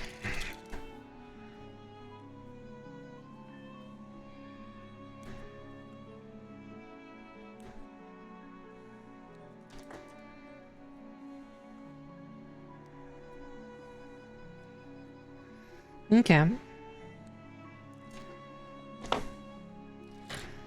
Yeah, I was kind of wondering if for 621 whether it's like, does he get to walk out, or is he like a, you know, Helldivers 2 Eagle pilot?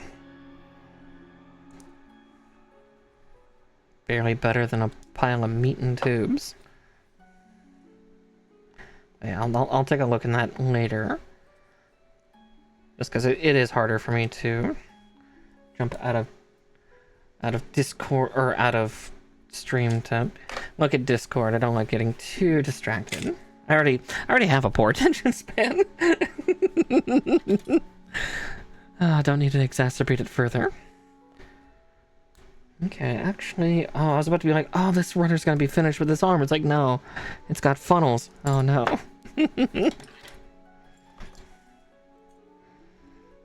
They're gonna tease it out. But yeah, the funnels are this kind of rosy pink, so makes some sense.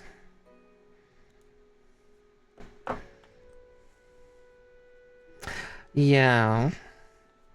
Well, because they talk about how he's he's a Gen 4. So he's a pretty old augmentation.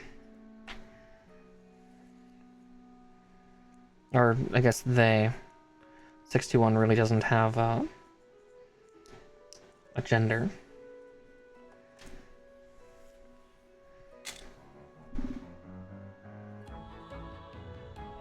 Let's see, B5. 5 and 8.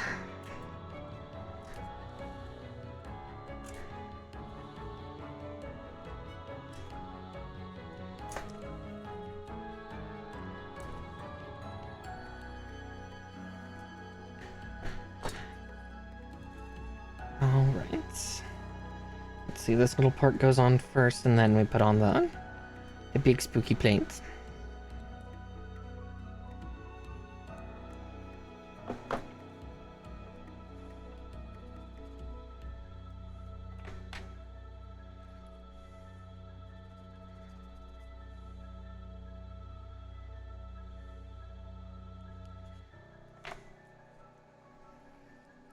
Alright.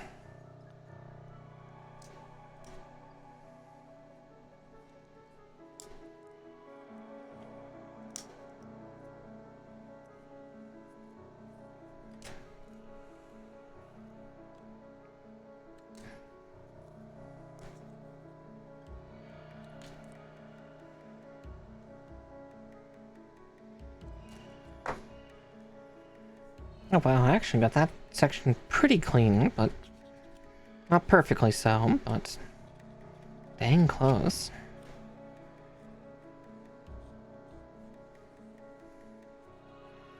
That one a little less.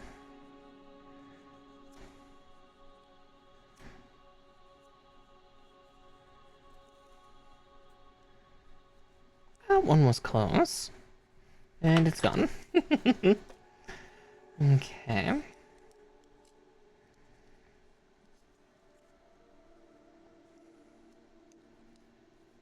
Oh, God, those parts are just... The way they fit together is so tight. Because, you know, the interlock for that. Or the, I guess, the perfect slatting and slotting so you can get the parts to push out and have that cool two-tone, but also almost flush.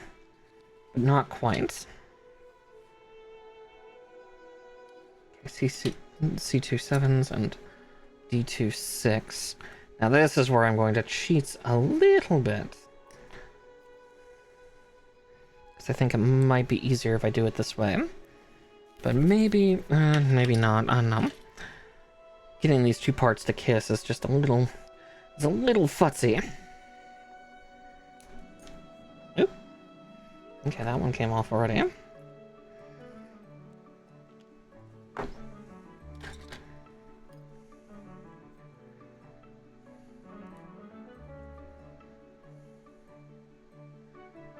But then I have to remember to put on the poly cap, so yeah, we'll do it according to the instructions. I'll be a good girl and just follow instructions.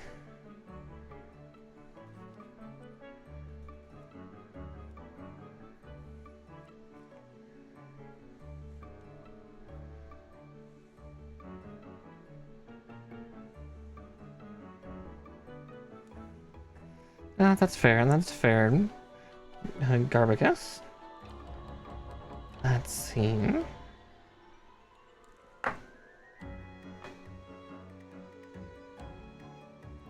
Like that. Alright. Then, like that.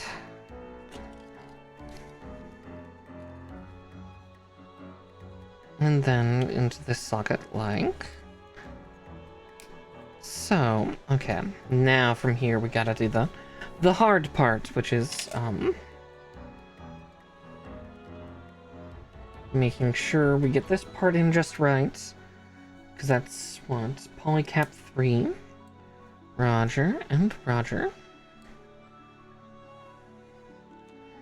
Alright, snip it out and then try to get these two parts to kiss. Still fascinating that they're actually using the non-flat edge. They want you to have the curved edge down because of how they've designed the socket joint for this thing. Like the peg that goes in actually has a curved aperture in it. Yeah, let's... Yeah. Here's these massive pieces that, you know, you want your hands gravitate to for trying to do the fulcrum squish action. You actually have to peel them back so you can get that one together. That got together a little better than the last one. That's cool. Okay. God, they move so much because of all those connection points. Alright, where's that? Rosy red.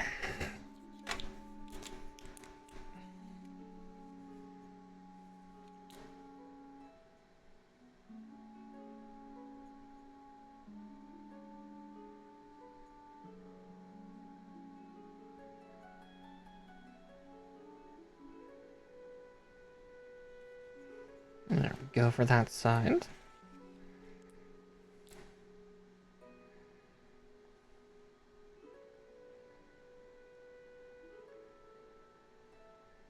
Oh wow, I really jumped out of that one. That's okay. Again, that's what cleaning's for.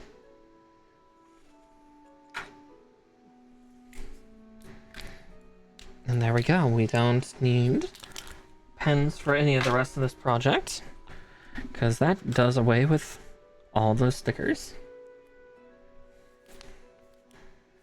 Alright, so then from here we just build the arms, like build the rest of the limb.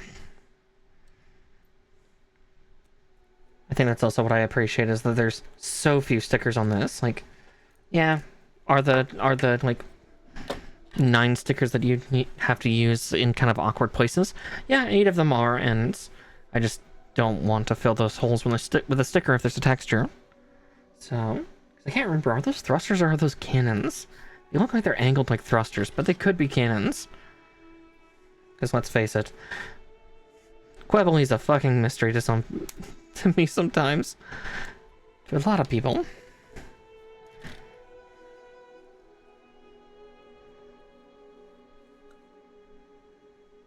But I do appreciate all the colors they gave us for this, plastic-wise.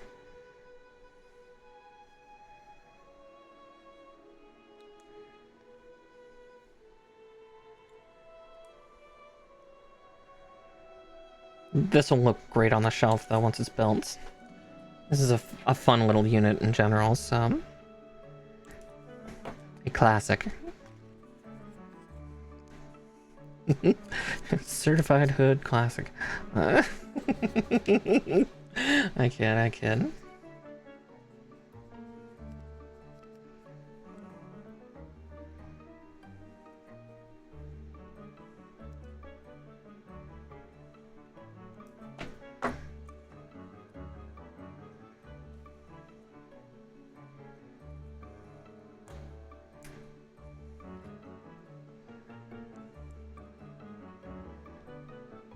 And then put that in the correct way. If my hands will let me, come on, don't dexterity fail on me now. We're only 2 hours in. You can dexterity fail at the very end when we're trying to put it together. Alright, 13 and 14. Dexterity fails are for later.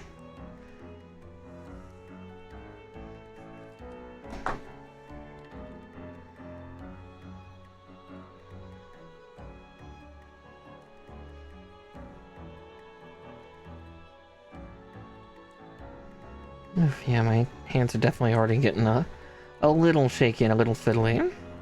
Good thing I don't have to paint anymore. It's just construction at this point.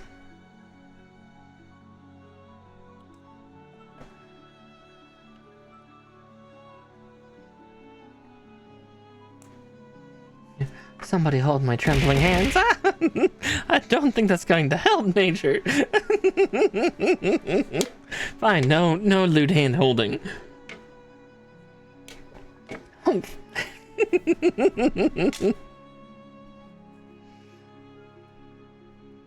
Let's see. 15 and 11.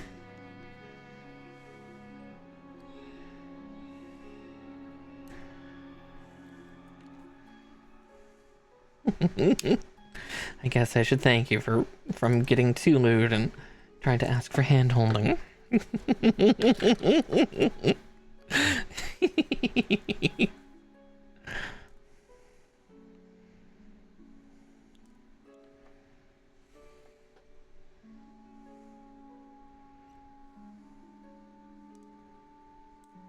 Trying to think, do I have any other Zeta units that would be the right size to display alongside this? I don't think I do. No, that's a master grade. As is the other version that I have, which is technically it's a build universe variant. Because I love the Hyakushiki as well. Like anything by Char, I mean Quattro, I mean Full Frontal, I mean anything by some variant of that pilot. I like The Hyakushiki is very cool, but I also have the... Yeah, I believe it's from Gundam Build Universe, but the Hyakushiki Raise Kane. Or some of you might know that kit as originally the Hyakushiki Crash. But that's the non-golden version. I like the golden version. It's excessive. Fair, fair. I guess you have your head in the right place, nature.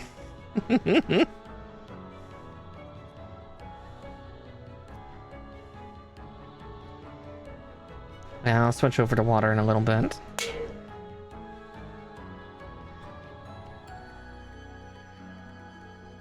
About halfway through, and this is a juice one, so it's a little bit better, but it's like mostly lemon juice, so not the most hydrating. Now this was the weird one, wasn't it? Yes, this was the one that I pulled this out specifically to do.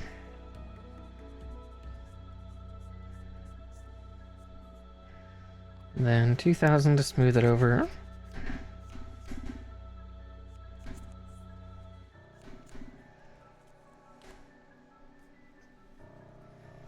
Okay, and this one also needed another part. C2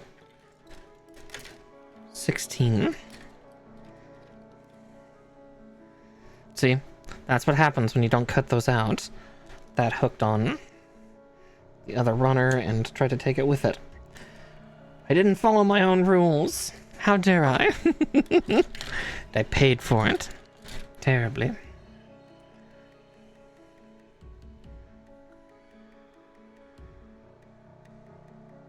Oof. Had a visual failure there for a second.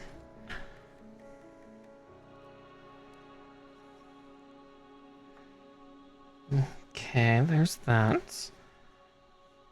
Yeah, these two parts are very interesting with how they want you to slat it in. Oop. Yep, there it went. So slick. That plastic outside is so incredibly slick. Okay, and D2-5. Smooth plastic. Much like my brain, there are no wrinkles. Just smooth.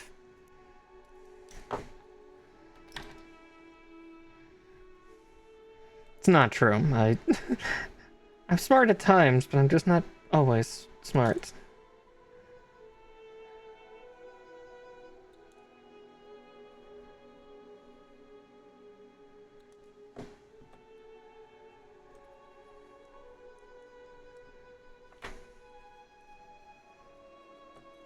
Okay.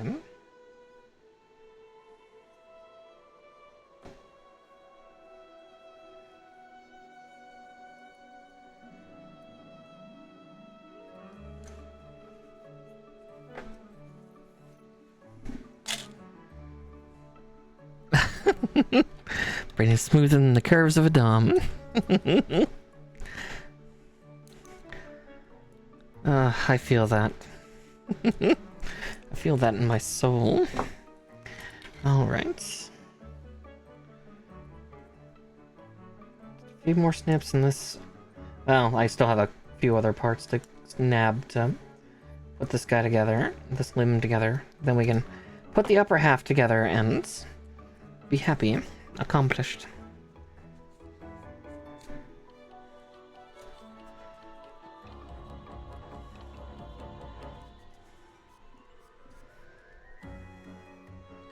Now, as to why I'm not using the 2000 grit sandpaper after using the file is because the file I can be more precise with exactly where it hits versus the sandpaper where I'm a little more all over the place with the sandpaper. And so that's why I have both the 1000 and 2000 because this is 1000 grit on my glass files. Pretty sure all three of them are 1000 grit.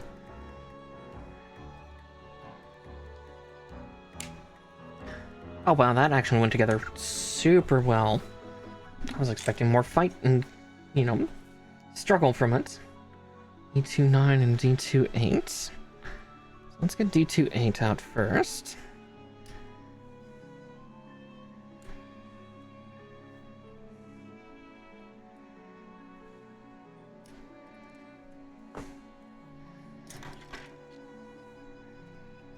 329.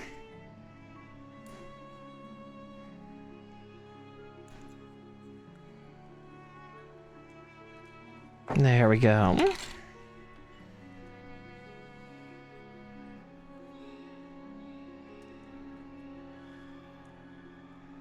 Yeah, at least for the Hyakushiki, thinking back to that unit, it at least had a reason for why it was so gregariously colored. Because, yay, in-universe reason for why the thing is the shiniest mobile suit on the planet, and you don't see many mobile suits with that color. You know, which terrifies me, because it's like, does that mean that the Phoenix is coated in that coating too?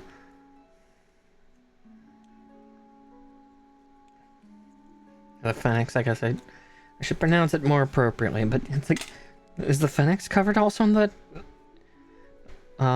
blaster resistance coating? Is that why it's so shiny? Is that why it's so gold?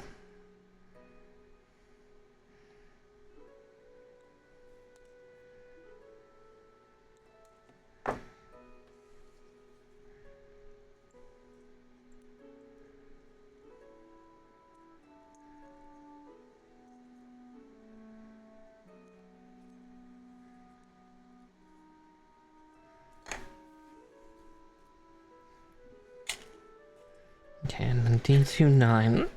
Then we can work on putting this one's hand together. Thun.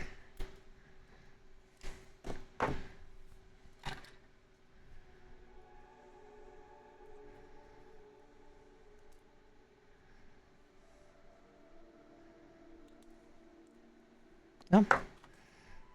I was going to try to turn it so I could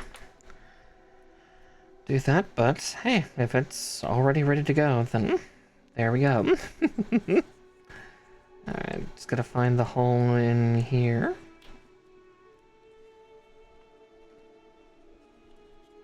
And here as well. Now building that hand, and then we can clean the spots that I painted. And do a final touch-up check on that one too, because I noticed a little bit of smudging on that one. But we'll get to that. 38, 32, and 41.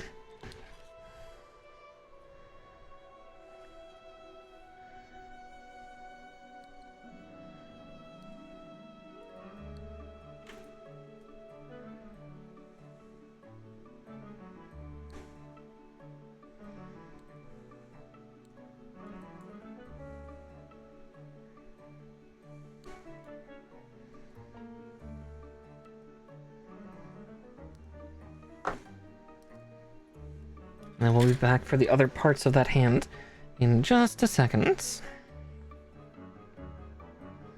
Because yeah, despite the fact that these are like, you know, all the fingers are one piece, this is actually still a fairly complex hand.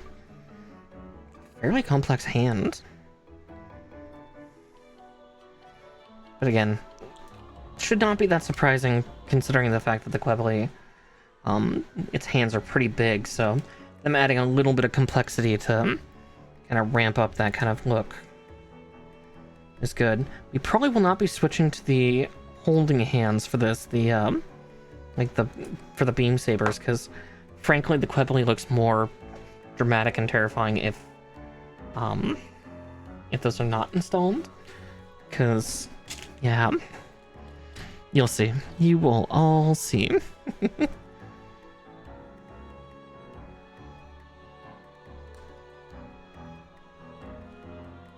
Right, there's 40 and 31. Yeah, no big rifles, no tomahawks, just a couple beam sabers and a shit ton of funnels.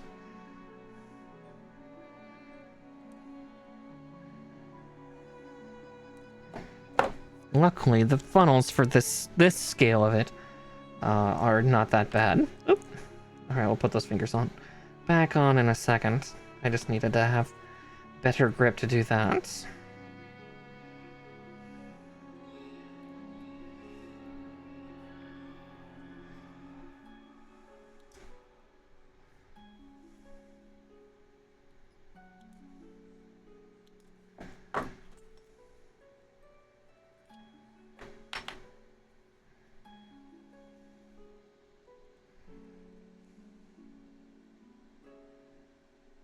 There we go.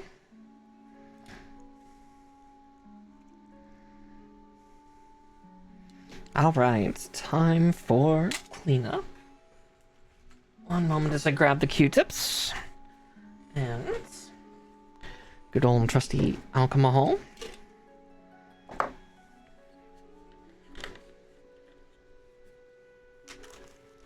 Still weirds me out a little bit that I don't know whether it's because this bottle is half empty now or what, but I cannot smell the alcohol. It's also several years old, but it still works. Just ain't no scent. It's weird.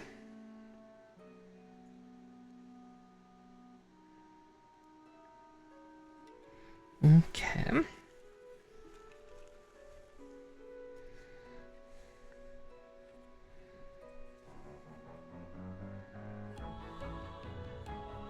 Oh, that was nice and light. That's like perfect.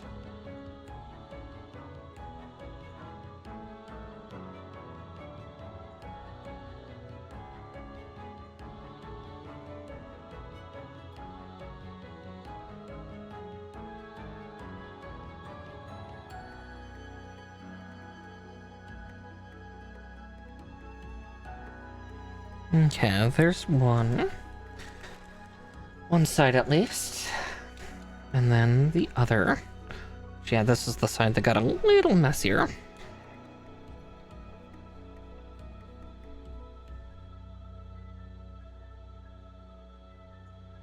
Yeah, there it is.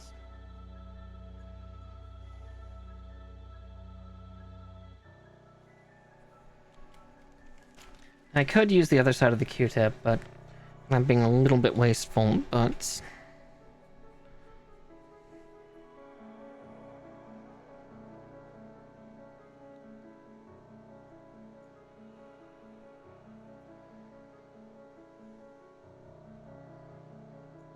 Okay. I will need a third Q-tip for this one. Then we'll do final touch-up on the other shoulder, because I can see a little bit of like the color bleed in various parts.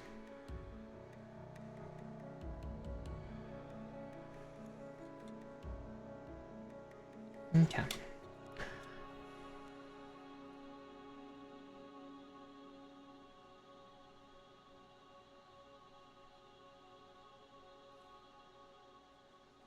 Like right there. And that side's clean. Cool, cool. There we go. All the cleanup's done. I say that as I suddenly see a little bit of imperfection bleed.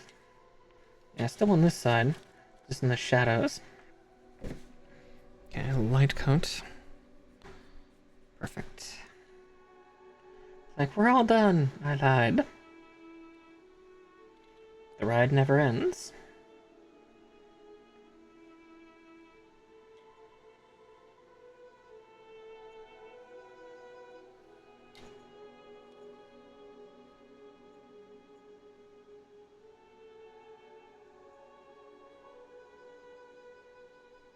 There we go. Okay, that's good enough for government work. Alright. And... like that. Cool, cool, cool. Now we can put the limbs together. Well, the arms onto the torso, I guess. Oh, that is a little awkward for trying to put it together, but it works, it works.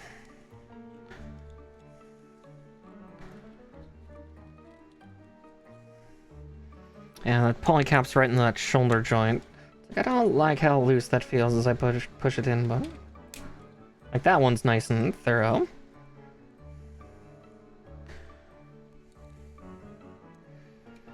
But yeah, there's the upper half of this spooky little thing. Now we get to work on the lower half. And then we can get this thing posed nicely. I kind of wish I had a stand for this one. Should have bought a stand while I was out and about. Maybe that'll be like my next USA Gundam or new type order later on. Is just like, what are you doing? I'm buying like 50 stands and I'll just have a stream where I grab all my mobile suits that I want on stands and build their stands and pose them. God, that would be such a mess. But it is leggy time. Okay, and we're building the legs separate too, because, yeah, they're each a little bit different construction. Okay. Even the feet. Now that's weird. That's weird that we're actually doing the feet separated. The ultimate battle scene. Across decades and centuries. Across, oh, and universes too, yeah. Full crossover edition. It's just like Gundam Breaker 4. Alright, C14 and B4.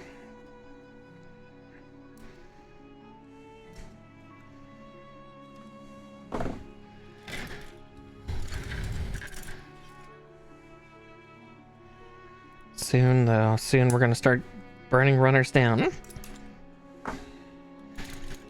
Not yet.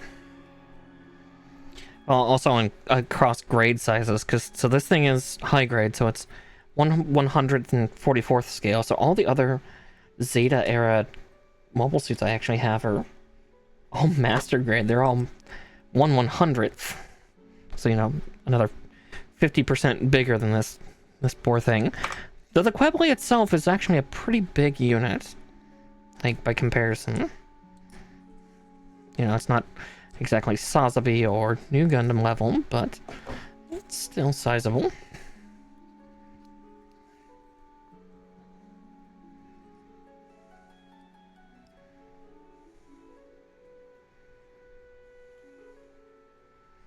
God, yeah, that freaking arms race between Xeon and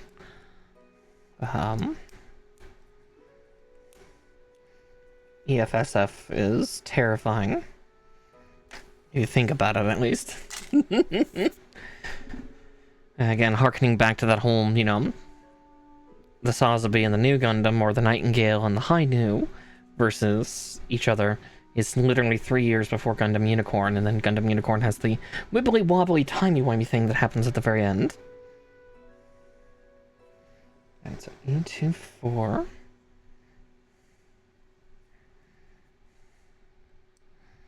The sheer technology jump. And D1 17.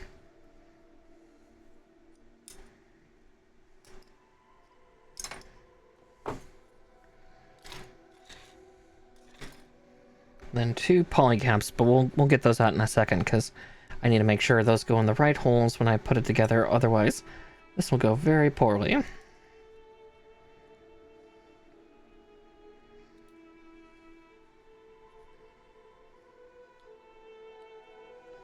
That was a terrible snip. So much so that I had to do a different angular cut.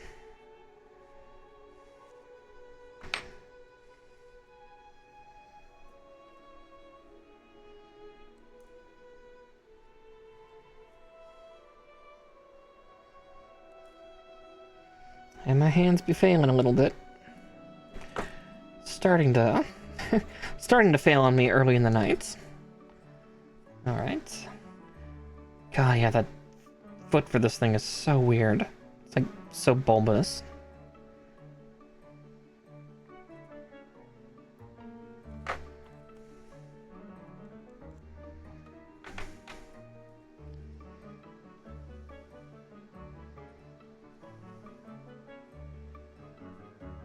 I do like that interlocking feature, though, that they have for making sure the colors transfer around, though. I'll give them that. Here, I think it'd be better if I could snip that from outside the connection.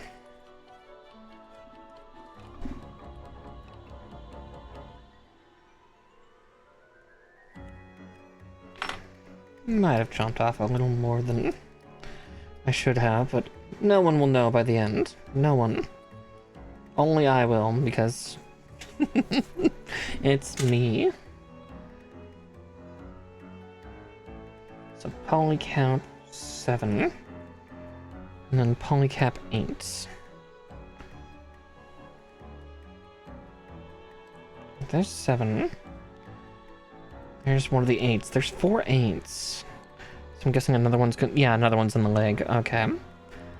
And they're different enough that I now know the difference.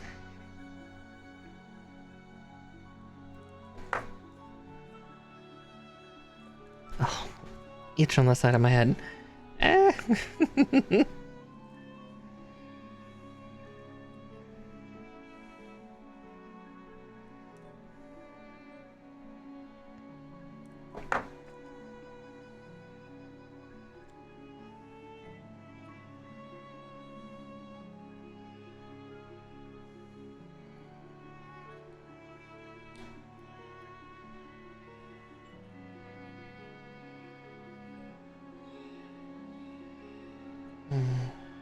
Okay.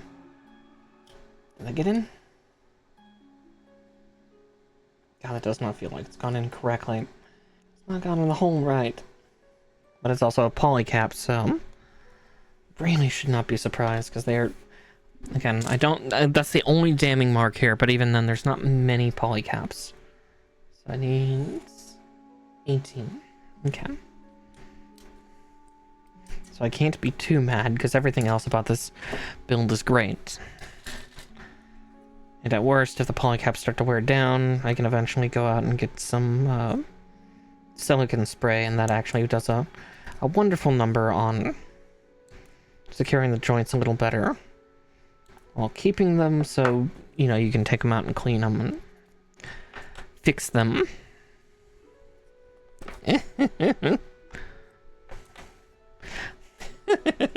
Yeah, it sucks when you have to polycap your holes. Oh no, that sounds like a good time to me, but maybe that's just me. Yeah, case in point, it's like not perfectly in.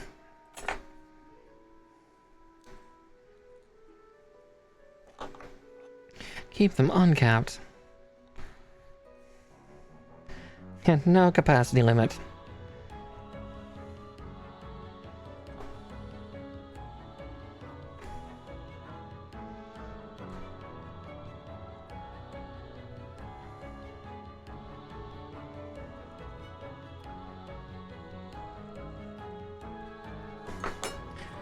Case in point, that one's not going in the hole correctly. Fucking rubberized plastic.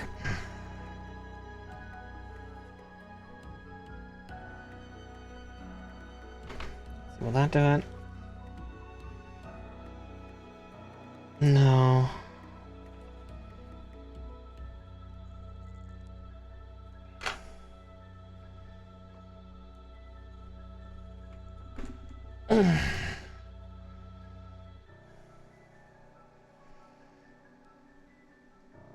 Yeah, it's squishing apart. Fucking polycaps.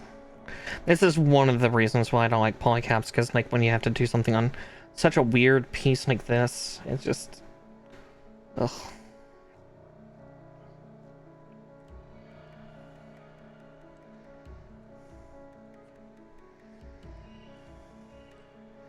Then you gotta violently wedge it apart and realign everything.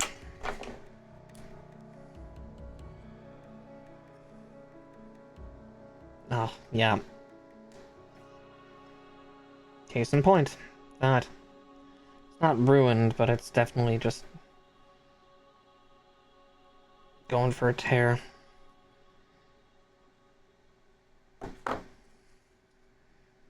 Since that's the fucked up one. Yeah. Again, the problem with rubberized plastic is then you try to put it in the hole and sometimes it mushrooms instead.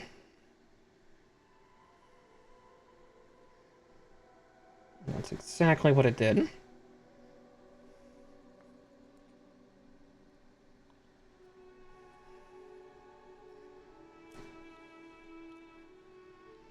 why we were having difficulty getting the two pieces to connect, was it mushroomed.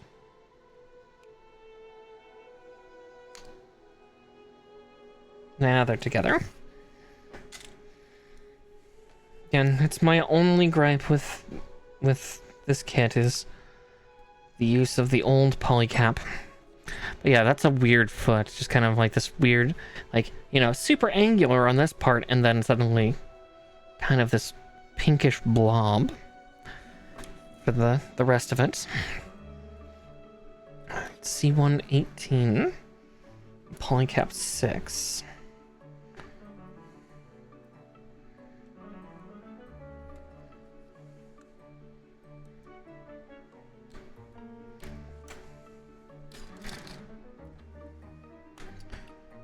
Six. There it is.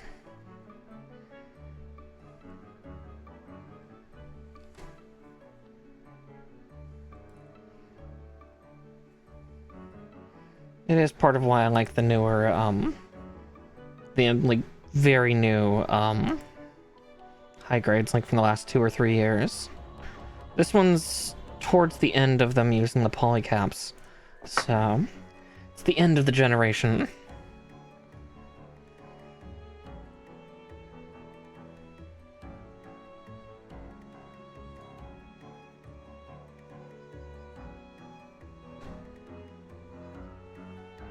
Well, the new joints are a lot harder when putting them together because, you know, obviously they're,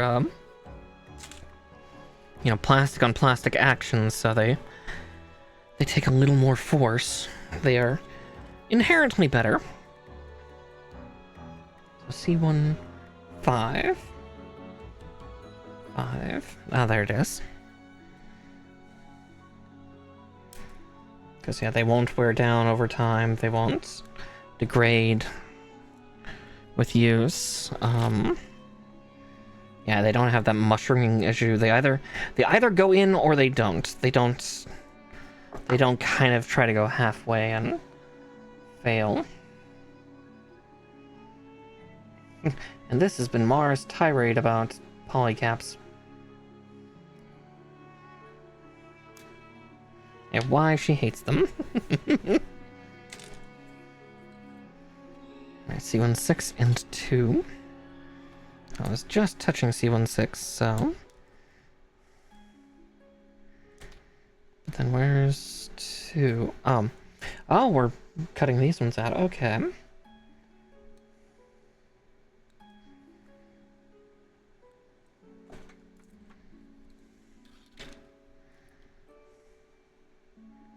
I guess that makes sense. We are working on the leg, therefore. The knee joint is the coming.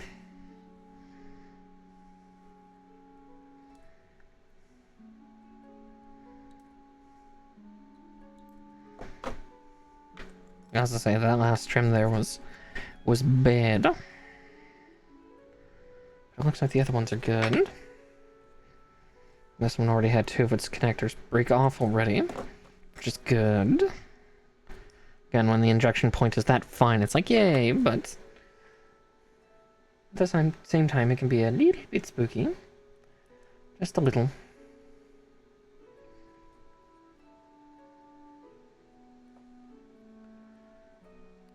Yeah, this is neat that I swear the older knees for a lot of the mobile suits were not 2-jointed like this. I think they were 1-jointed. But yeah, this has just become the standard these days of how parts are supposed to be. Another dexterity failure. I can't hold on to the snippers. How? Those are rubber handles. The weird texture. But apparently my hands are getting too dry, too smooth. It's not quite the coarse dry yet.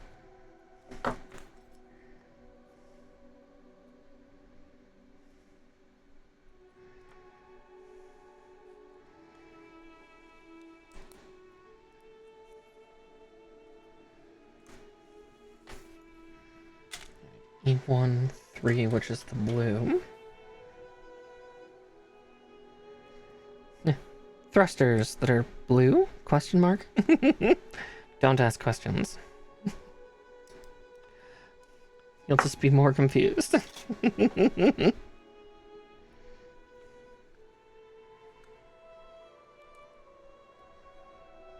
Yeah, we're making pretty good time, because this doesn't have any additional armament from what I remember, but the waist is a little more complex.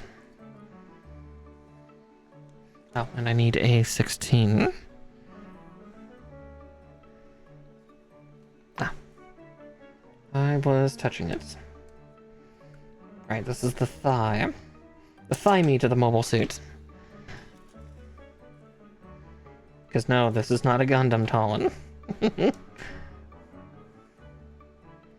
This is the rectangle in the square formula.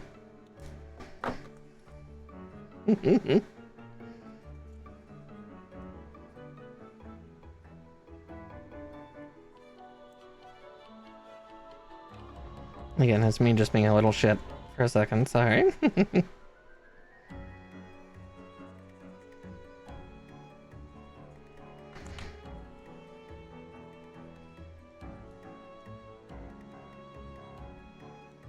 Okay, how in the shit is that? Oh, okay.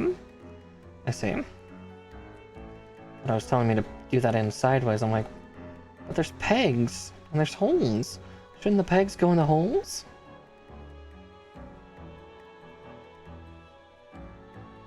I need to peg the holes. Come on.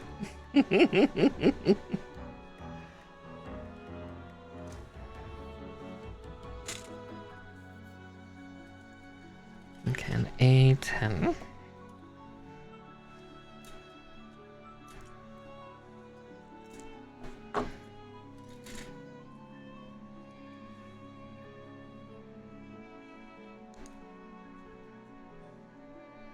Oh, I said that during an advert. Oh well. Those of you that were stuck in ad hell, I'm sorry, you'll never know. Boo-ha-ha-ha.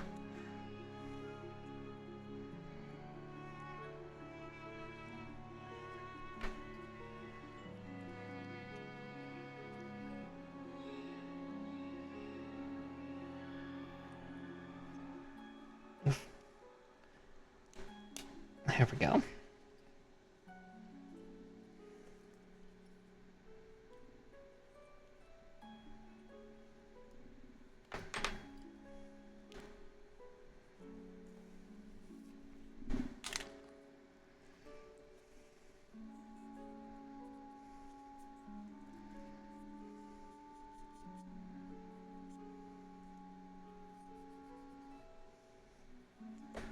Alright, and then yeah, another polycap.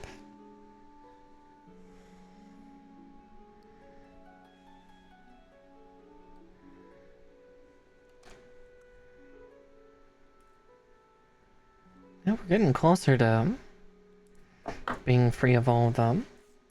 All of the polycaps soon. Okay.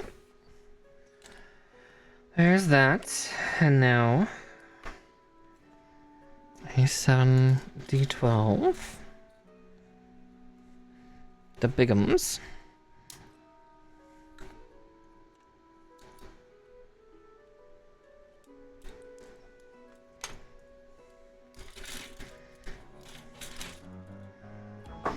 D112.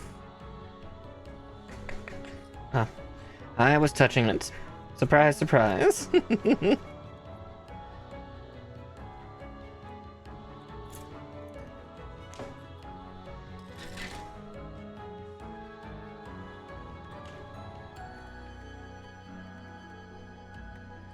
Yeah, these are fairly complex little legs, though, for the most part.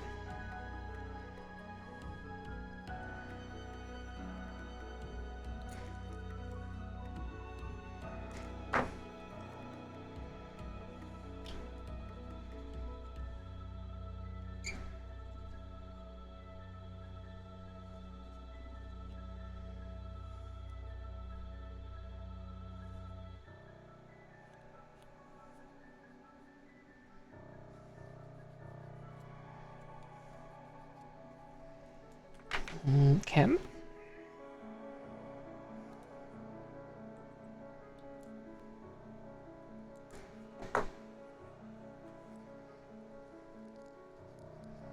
I'd say that one was especially the most egregious. Still can see that one. I can't feel it, but I can see it.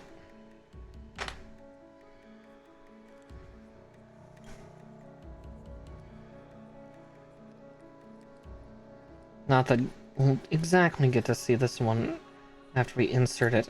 If we insert it the correct way. Because we're just trying to get that little bit of pink to push through. You know, push through into some pink. To cause that. Which is very pretty.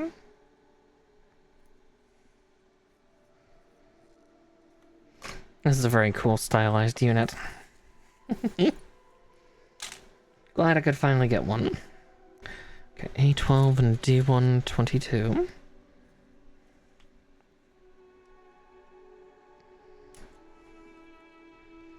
It's not a terribly rare unit, it's just I hadn't gone to a proper hobby shop in a very, very long time.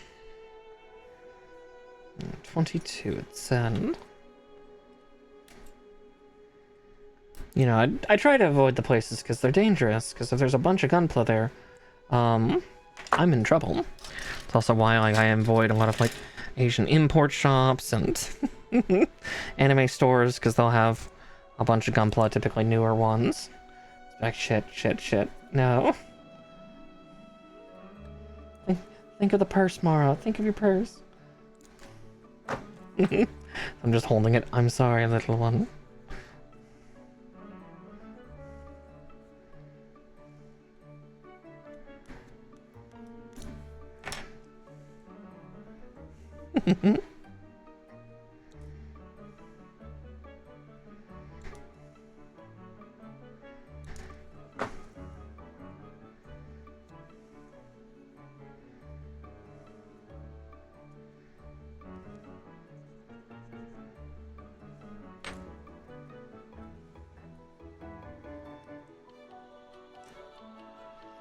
This one has pink going laterally instead of vertically. Interesting.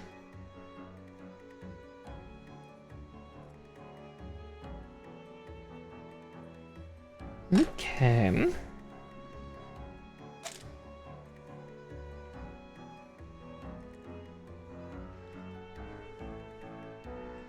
Alright, E210. I did that slightly out of order. So the one I just did, that goes last. So E210 and C13. Okay. Me building out of turn.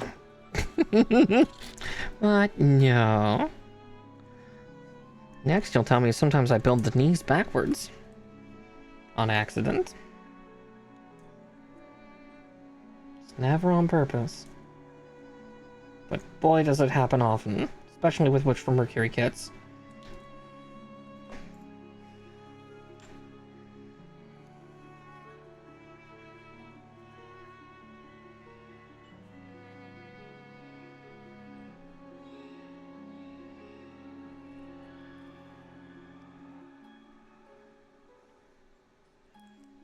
One, oop,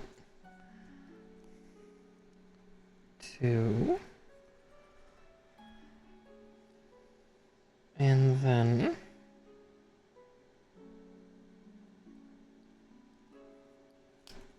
three. Okay.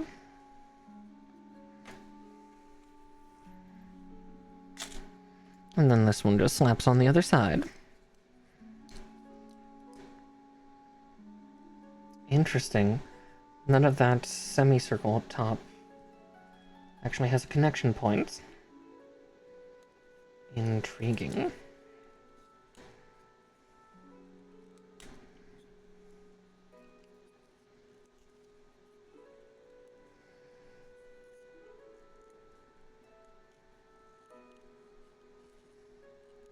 There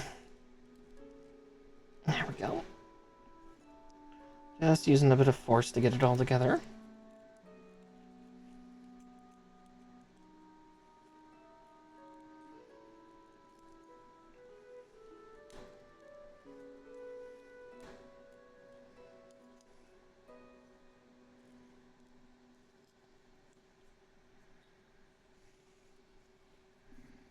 And then I can put the foot on, and then we just build a little kneecap.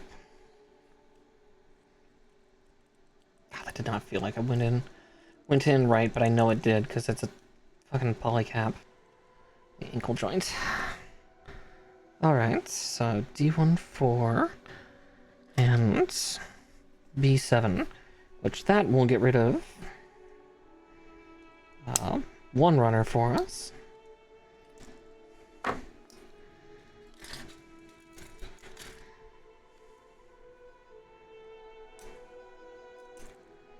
And a runner down. Our first for the night.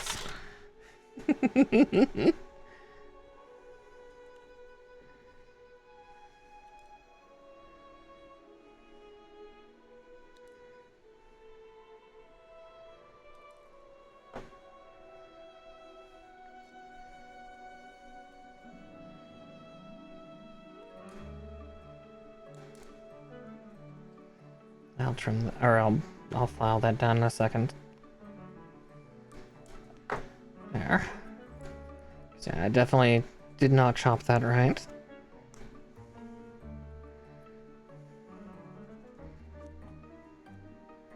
There we go.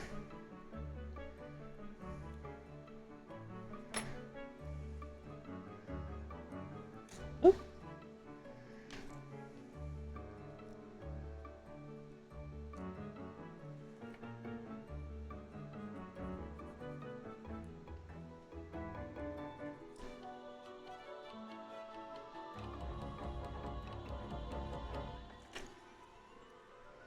Okay, there we go. Now to just try to marry these two parts together, which is the true challenge, because that damn white is so slick, it's so smooth.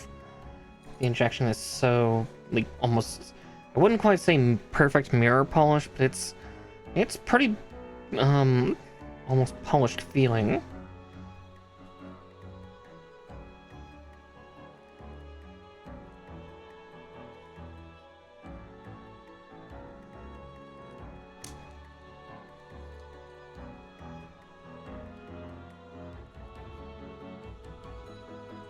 There we go, one mean little looking leg, though.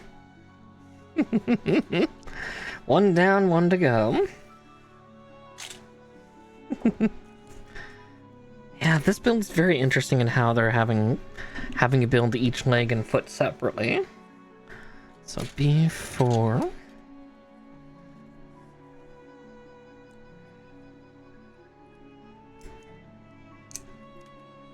And how they have you bookend the parts too. How dare. C24. At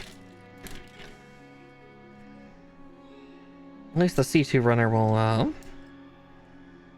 burn out with this limb. As will the other B runner.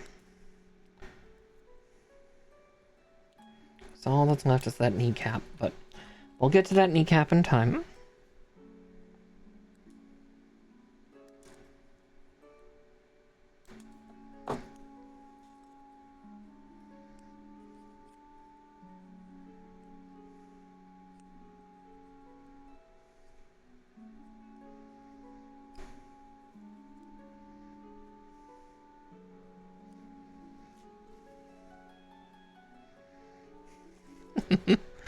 Just me over multiple hours fondling pieces of plastic, just be like, are you smooth? Are you smooth? Are you smooth like my brain? You gotta be smooth. No rough edges, no wrinkles, nothing.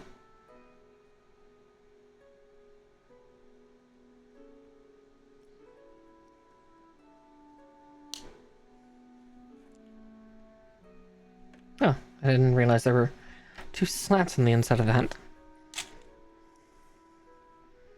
Okay, so D119. Alright, these ones.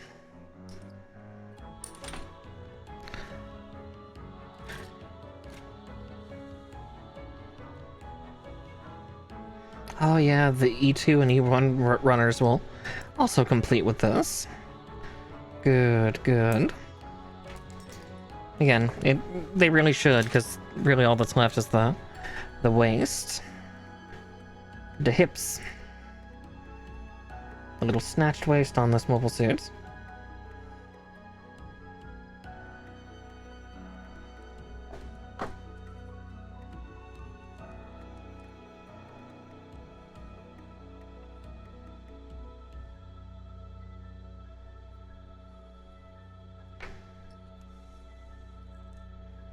it's not so snatched. She's actually got a bit of a big booty, because that's where all of her little funnels come out from. You see them tearing out of her backside towards whatever poor soul she's going to destroy. Okay, I need an 8 and a 7. So I'll get the 8 out. The 8 is easy, it's the 7 that's the issue. For putting in, at least, because it might do that mushroom thing. I really hope it doesn't, but there's always a chance. That's never good.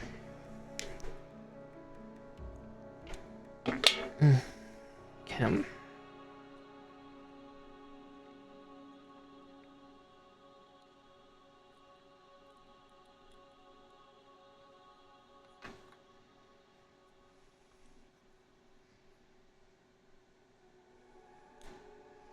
And this is why I would argue that polycaps are good. It's good that they're dying. So I already have a feeling I'm going to have trouble with this one again. It does not help that the pieces for this heal are weird, in the fact that, you know, typically most mobile suit feet and everything are not round and bulbous like this. They're angular, you know, something for your digits to really be able to press against for fulcrum and pressure. Nope, not this one. When Xeon aesthetic gets in the way of your Gunpla build.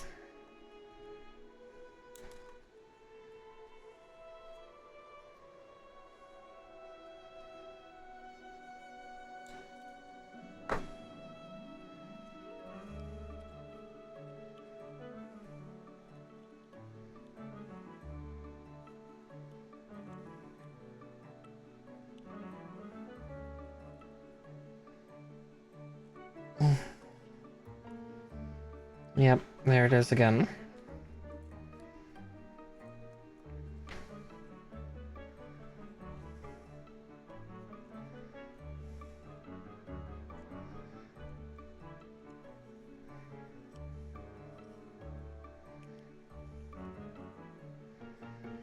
It refuses to go, and it's home.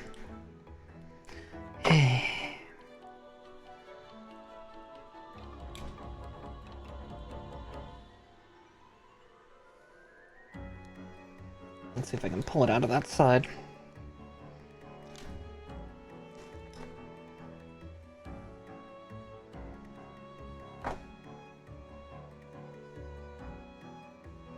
So which side was the stubborn side?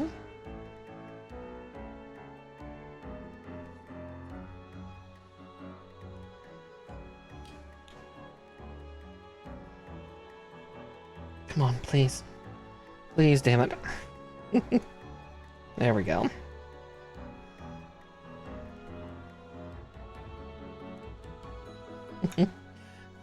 Local rabbit pleads with plastic to agree with her. More at 11.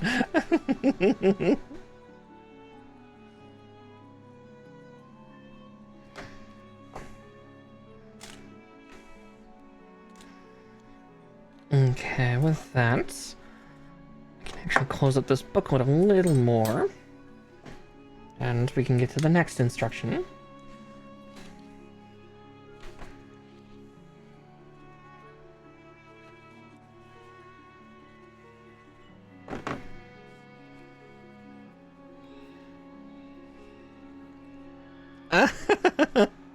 Oh no, I'm so sorry, Jade.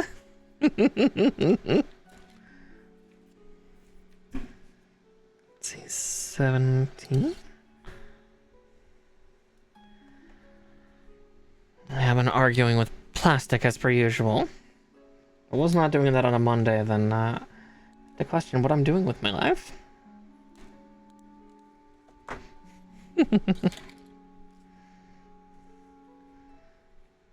But we're getting there. Qubeley's steadily coming together. These last instructions get to be in brilliant color. Power connector 6.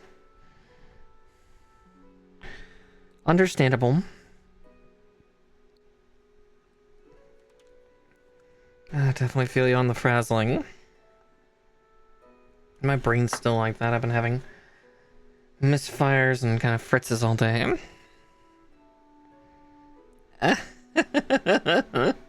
just start pronouncing it wrong, you know, just go the Fallout route, you know, Kaiser.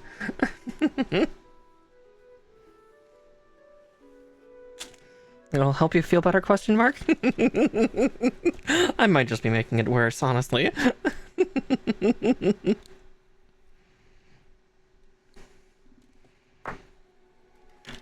I'm just a gremlin.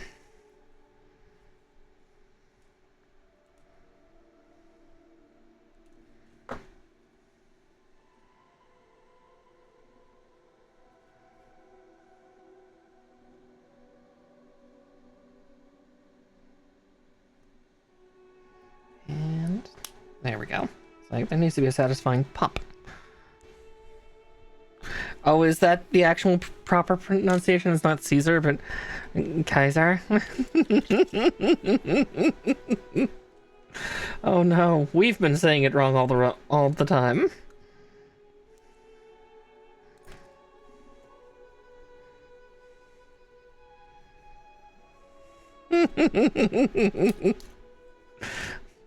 Dang it. I was trying to be a troll. No!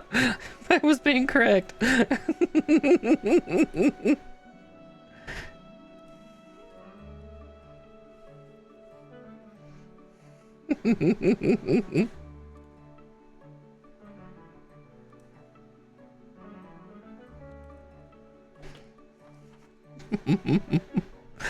Isn't language fun? That's the word we'll use. We'll use the word fun.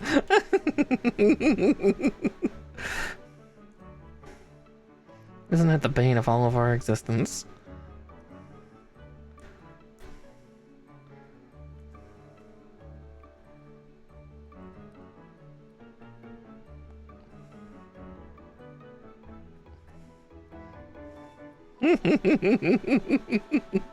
Yeah, never claimed I was smart.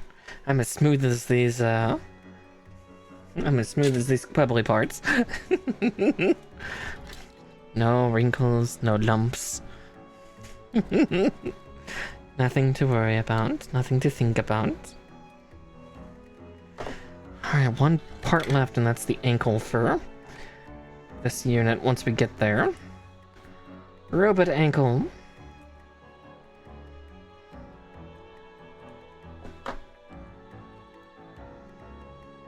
But we don't get there just yet.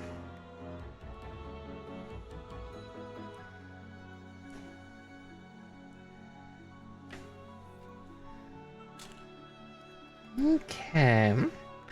A15, and then we'll get that final blue piece cut out. Aww. I don't actually think mine is too terribly smooth, unfortunately. You get to deal with all the autistic hyperfixations that exist throughout the world that I have somehow cataloged in this brain of mine. On top of Gundam Zeta knowledge.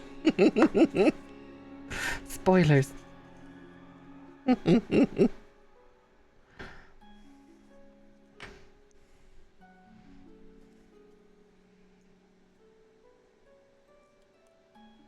did I? I did not sand that part. Oop, ah! Parts, they're too smooth. My little hands. Alright, let's cut out that final blue piece. And then we'll have another runner done away with. And another runner down.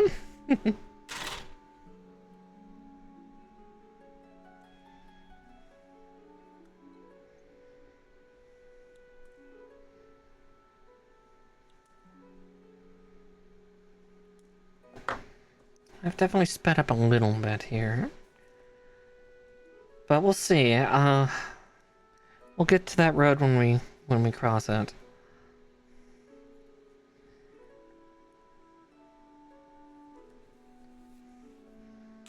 Okay, we'll have to see how complicated the bustle on this thing will be. But let's see. A9 and then polycap 8.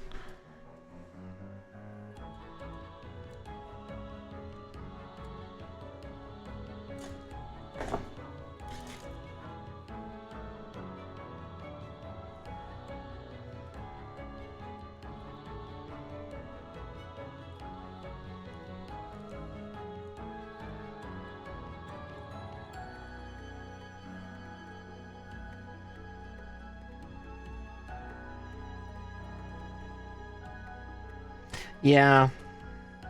Yeah, a weird kind of almost inverse Dunning-Kruger effect in a sense, right?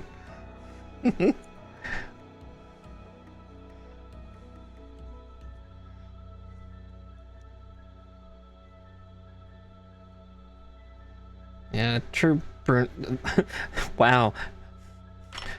True Bruce's brain was what my mouth was trying to say, but smooth brain. I'm just I can words, I swear. Holy shit. Oh, Mount Stupid, yeah. I was gonna say, yeah, I thought Dunning-Kruger was the, they think they know more than they, but they actually know very little. Yeah. Let's see, okay, that part's done. So then we do A6 and D13. Right, 13 is... A6, right. The D is the 13. Now that one's holding on, which is a breath and a prayer because there's an air bubble. 13.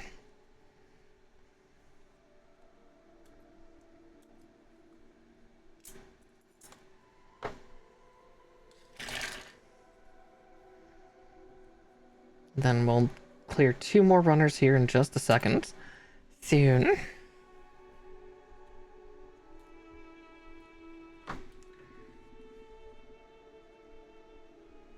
Just making sure that piece doesn't try to sequester itself underneath the keys of my keyboard, because I don't need that.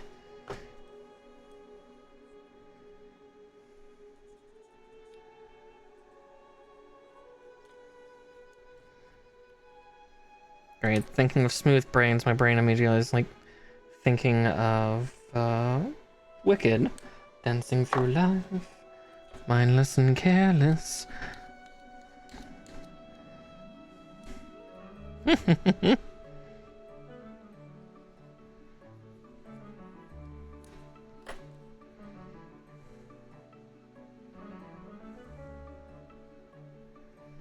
Yeah, I'm somewhere in the valley.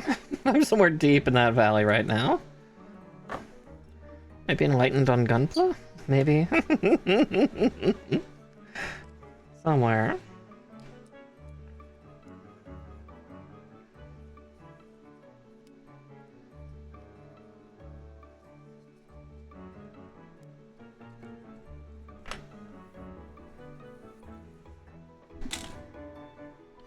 Okay.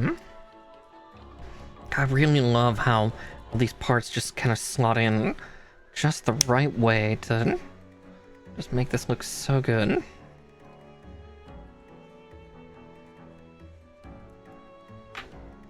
But my expertise is so weird. Alright,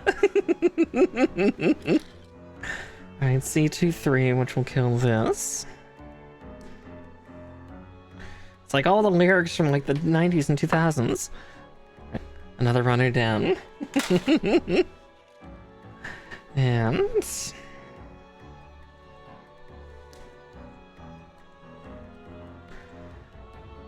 yet another runner done away with.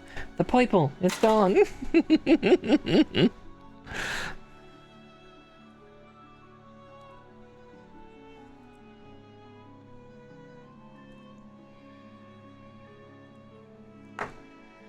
And then we just need to free this part of its bits. Let's see. Yeah, because it says to do this one first.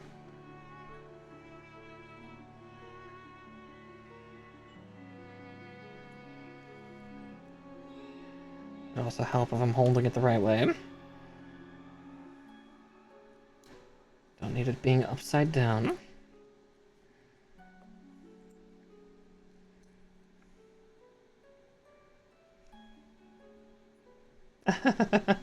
Yeah, I was gonna say that's me with my like concept of Japanese. I cannot speak it to save my soul. I can understand what other people say for the most part, but my ability to like read a person using Japanese is real strong.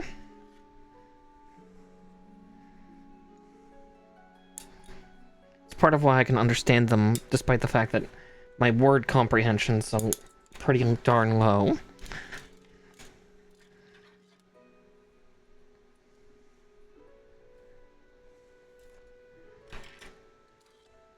Let's see. There it is. Number 21.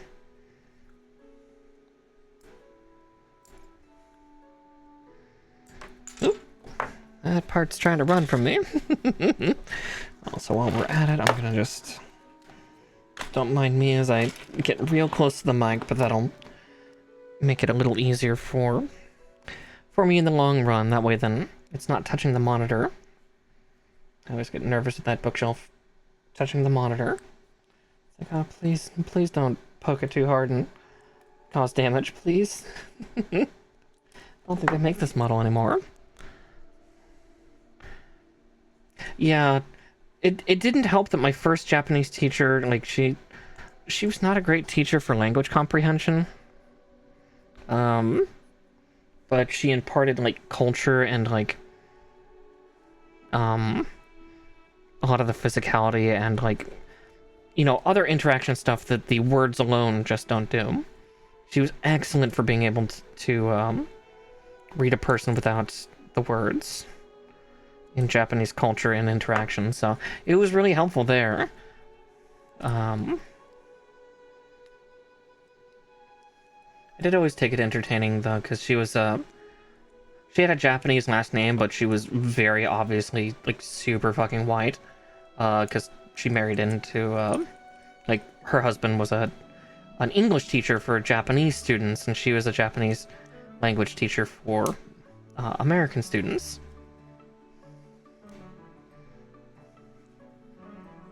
I always felt like sometimes it's like, should you two swap the roles? You know, one who's fluent in English should be teaching English, and the one who's fluent in Japanese should be teaching Japanese.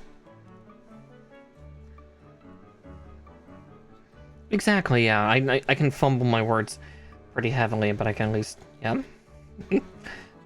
understand what they're trying to get at and see if they're being surreptitious, which is very rare amongst Japanese, but my first thought is like Japanese business, which is like, yeah, that's more common. Alright, let's get the foot on and then we'll do the kneecap.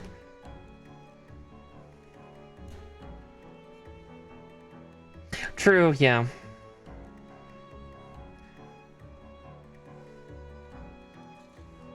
And yeah, I wouldn't say I'm terribly confident while drinking, though, but I'm also a theater kid, so it's like, I can just be obnoxious. Be obnoxious when I need to.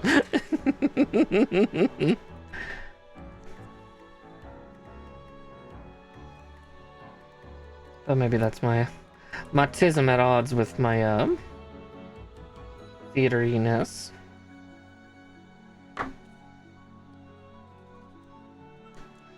Okay. And the final part of this runner. Ah, true, yeah. Alright, and another runner is done away with. And soon this leg will be done. Then we just gotta build the waist, and we'll have this unit done. It looks like we will be getting this done a good bit early, because I don't think it's gonna take me an hour to build the next section. Might take 40 minutes or so, but Just means we'll have a slightly shorter stream tonight. You'll all get to see this thing completed. Completed before it's too late in the night. That just means we'll save the Darnell Blade and some of the other Witch from Mercury units for another time.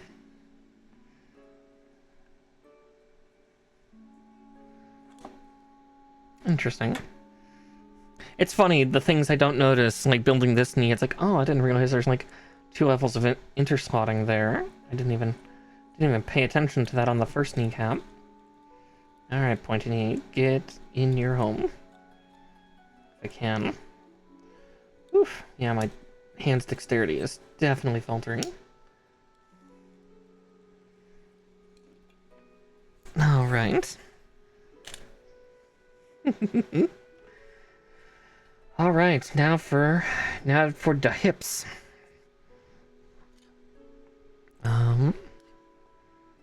So it's an A5.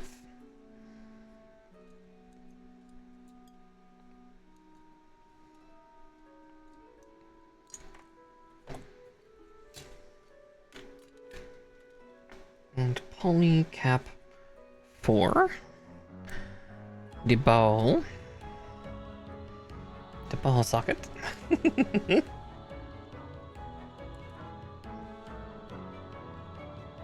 Aw, why?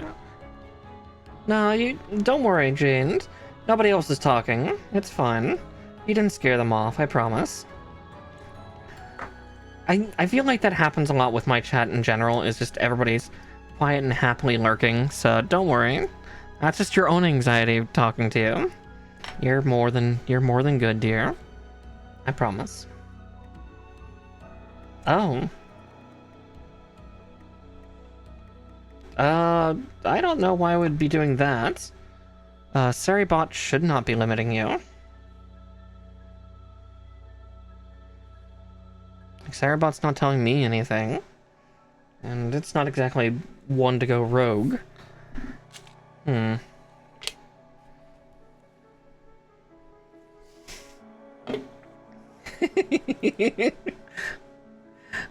True. Almost thinking like nature just swings in. Shut up! No. Alright, that one and A8. Nah, you're more than welcome to nerd out and all of that. Like earlier I was talking with somebody else, and Garbicus and I were talking about Armored Core stuff, so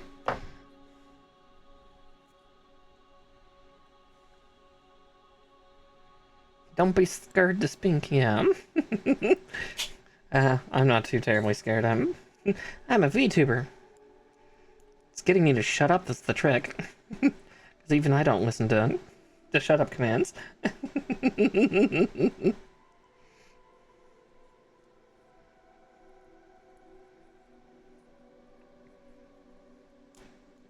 Let's see. God, that is a weird slot in for that part. Yeah, once that almost swing upwards and it's not in. God, that's so tight too. What the fuck? Yeah, I'm gonna just put it into the other part first, and then I'll have a little more leeway with, I think, being able to control it.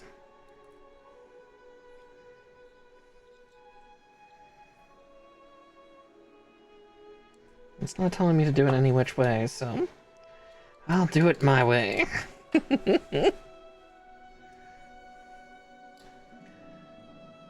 Cause I did it my way. Which is funny because I'm not a big Sinatra fan.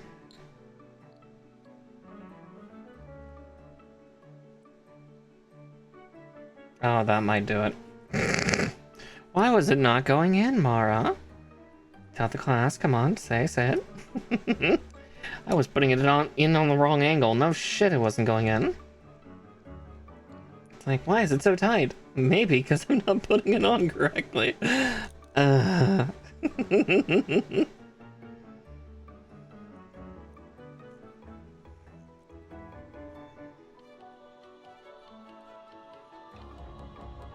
Oof, that's tight though.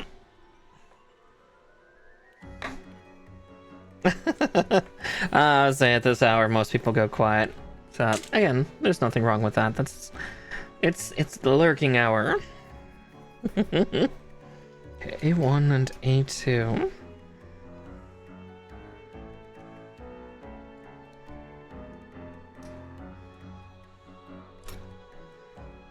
It's okay, I'm always holding on to it a bit.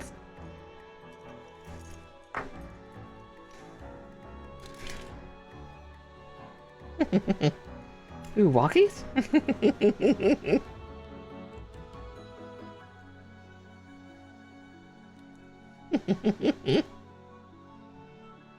Don't mind me just being a menace. Or at least a little bit of one. Okay, well, I trimmed those pretty nicely.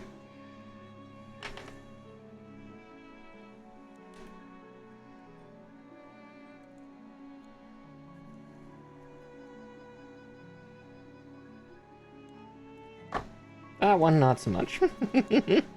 I can see that nub from a mile away.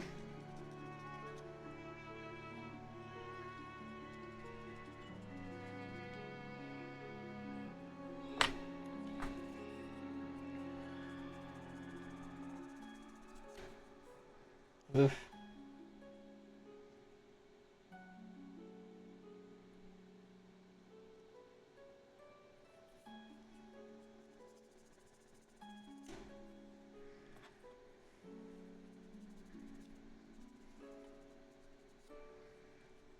That will have to do for that one. Alright, and polycap 5 for both of them.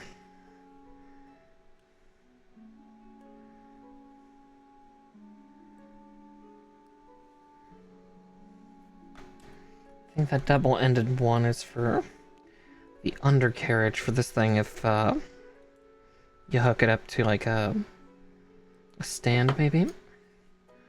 We'll see, we'll see. 'Cause I don't think we're putting these plates on just yet. I think we're just constructing them to... Oh no, we are. Never mind. Just looked at the instructions and it's like, nope, nope, nope, they're going on.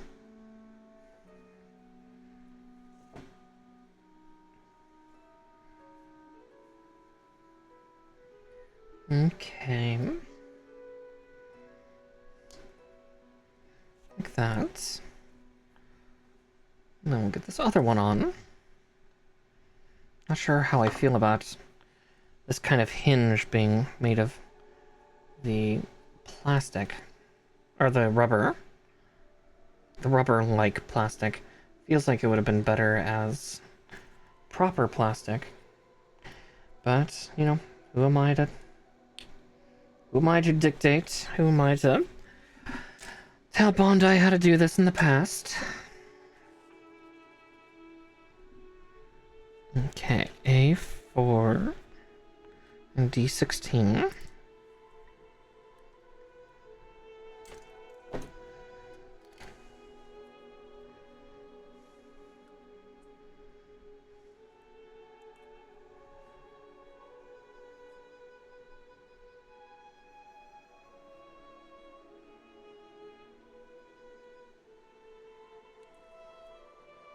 First do that just to get it out of the way a little bit.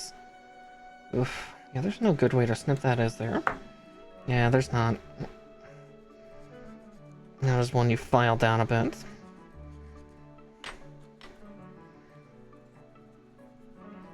Oops. Yeah, because that's on a curve. Why would you do that? Damn you, Bondi.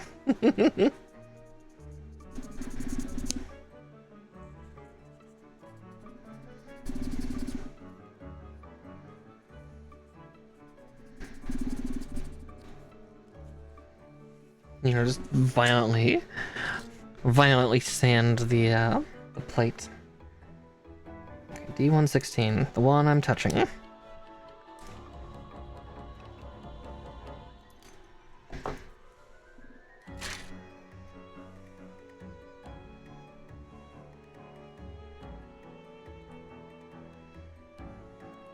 That's always also a fun thing with building gun plots. It's like, alright, where's the part I'm looking for? I'm touching it, aren't I? And that's why I can't see it. The hand knows, the eye doesn't.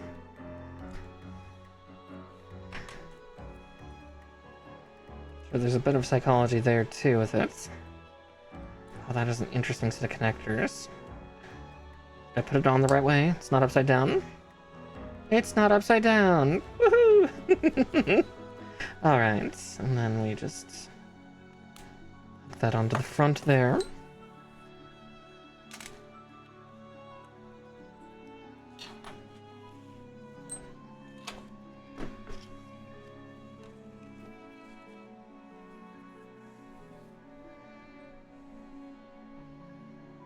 Okay.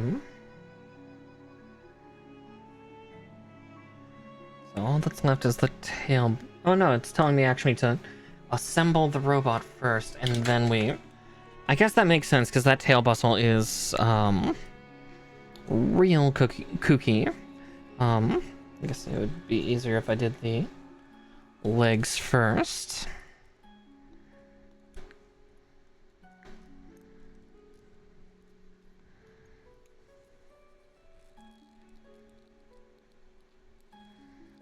Okay, there's that one hooked in.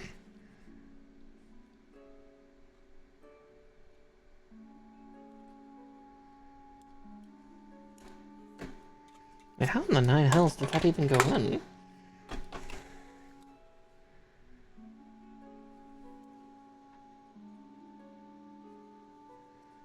Ah, I see what I've done.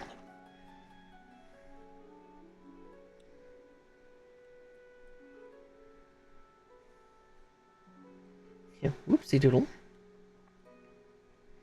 Yeah, because that one's not going to connect, at least not yet. Not until I can safely pry it apart.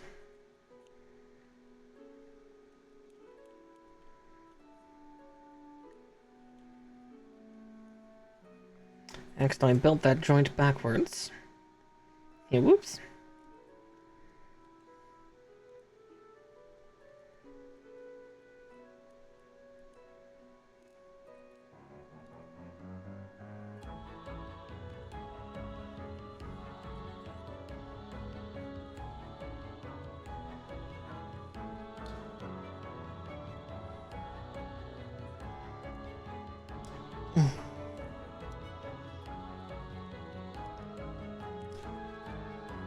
Goodness, that really does not want to separate.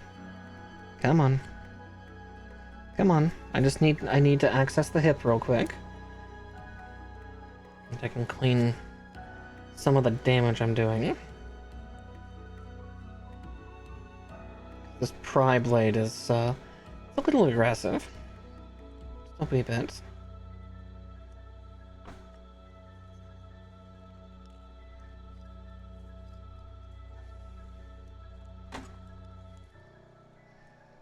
Come on.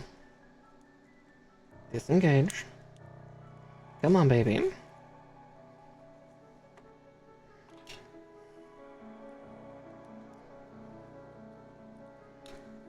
There we go. Because I accidentally hid the hole. Wow, that rotated funny.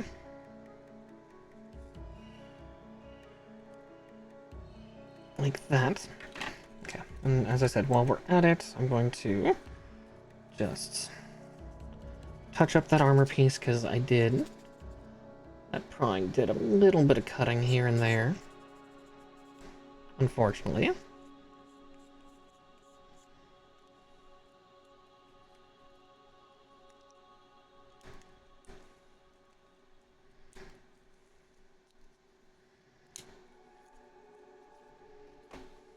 No one will know. No one will know the sins I've committed in the names of Gunplum.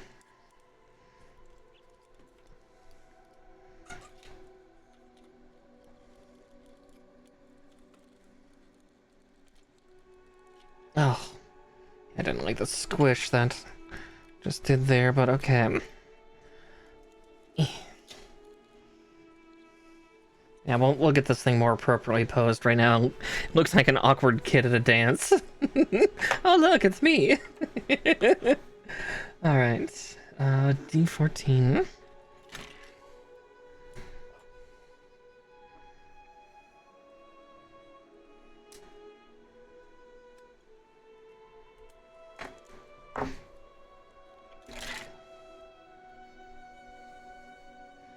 Yeah, C27.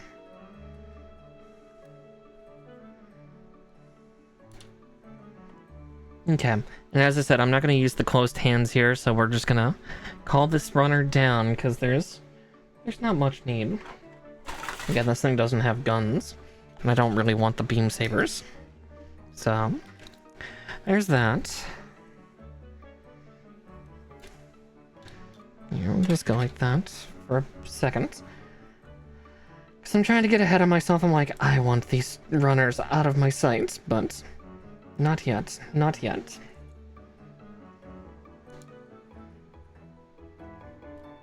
It's more I want the shelf off of my desk, because that thing takes up so much space. You know, space I could use to really lean forward and give what for. But we'll get there in just a second.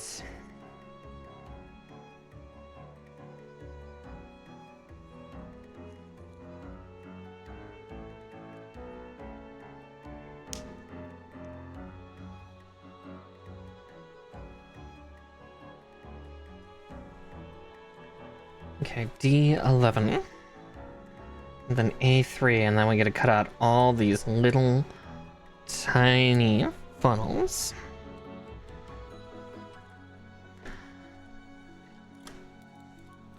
So we'll go like that. And then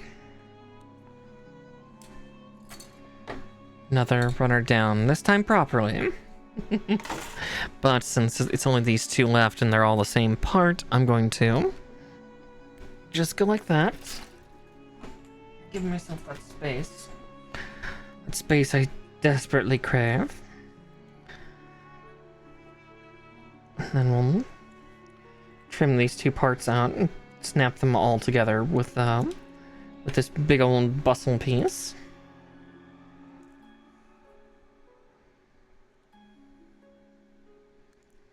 Yep. Neat.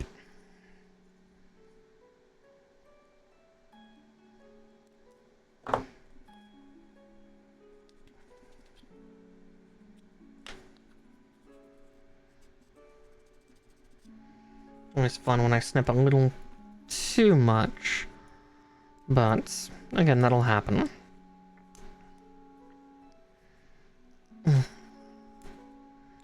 And then there we go. If you are tryptophobic, please look away. This tail bustle has a little bit of tryptophobia to it, but now to put away. How many go in here? 10? Okay, it is all 10. God, I forgot how many fucking fin funnels that Qubeley had.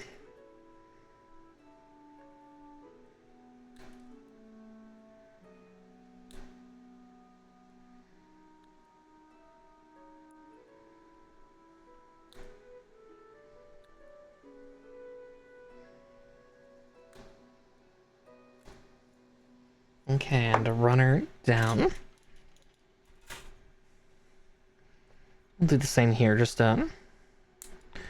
clear the space.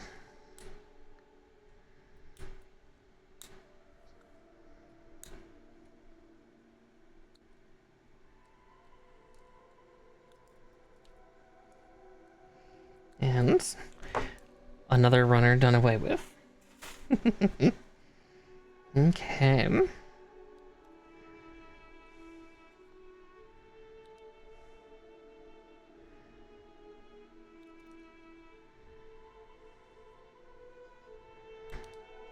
God, these things are so small, but again, that makes sense. These are not huge funnels, but even then on high grade, these are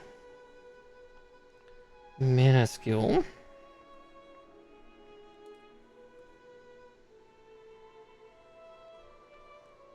I'm just curling my hand around just to make sure they don't, like, fly away from me due to how tiny and,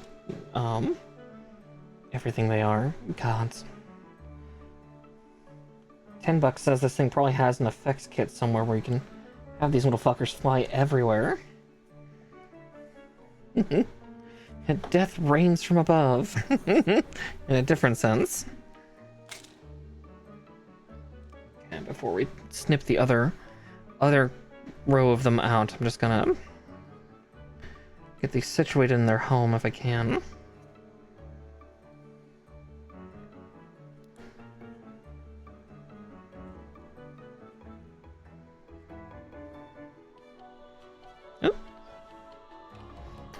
Ad starting in a couple minutes. I was like, oh god, I just saw my chat like shift for a second. It's like, oh, just...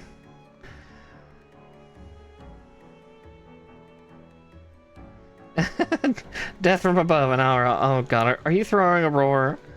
Emmy, don't throw a roar.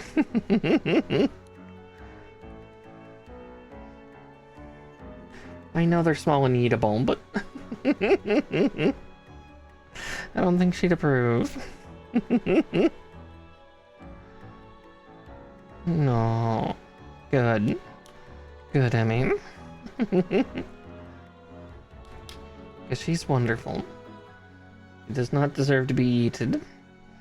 At least, not yet. So maybe there's a topic Kugane Tower, but...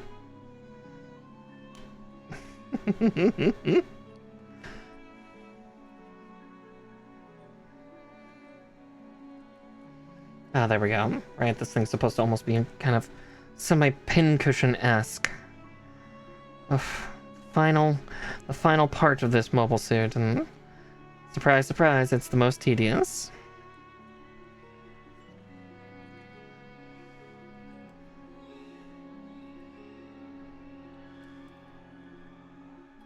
Let's see, what time is it? 8:30.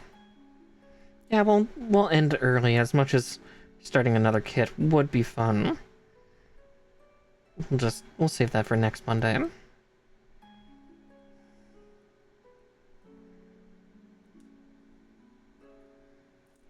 Neat.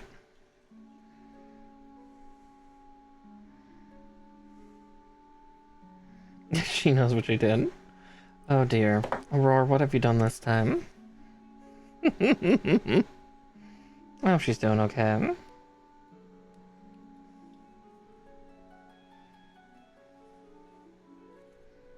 Ah, there she is. And here I was getting worried because, like, Emmy's here. Where's Aurora?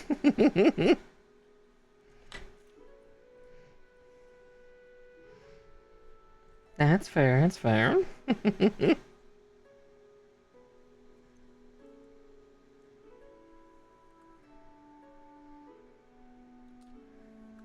Okay, just a few more of these little tiny things. I guess I should be happy that there's not a stand to come with this, because then it's like, how the hells would I get all these attached on?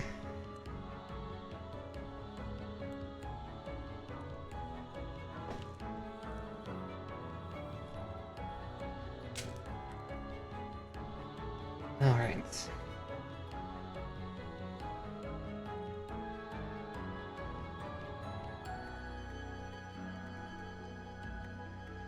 There's nothing wrong with their lurking, though. I love my lurkers, because frankly, I am one of you. I'm in your walls. In all seriousness, yeah, when I go into other people's chats, I'll talk some. Like, I think I'm the most vocal in maybe Red Claws. But that's also because, you know, I try to be active when I can, but it's hard. It's not easy.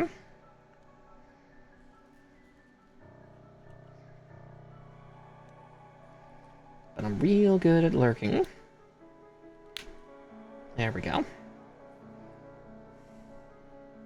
Oh, and advert.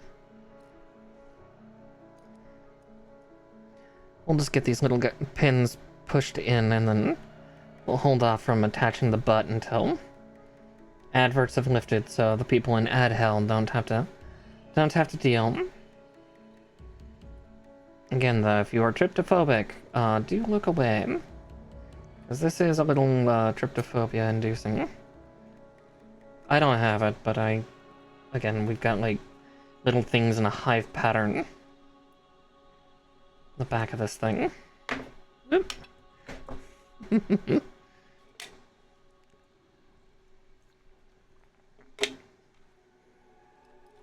Let's see, yeah, that's for holding the beam sabers, but again...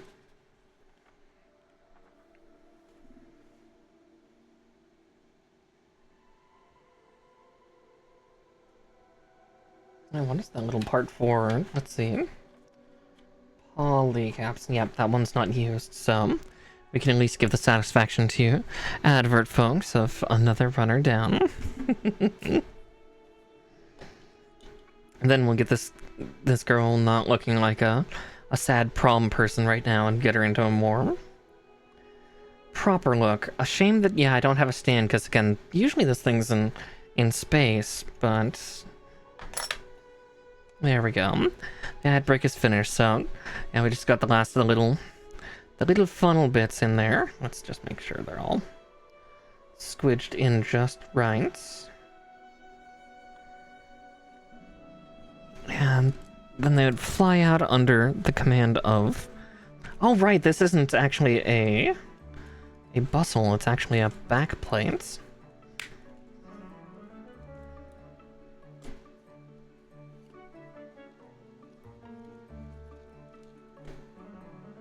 Though, interestingly, did I put that on backwards? Ah, no, I didn't. It just... that is real fucking stiff. Right, that is a back unit. But yeah, there's little Qubeley all done, but let's see if I can get her looking a little better.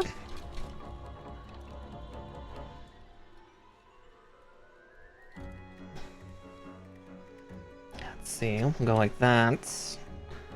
We'll actually open the wings, or the pauldrons. Oh.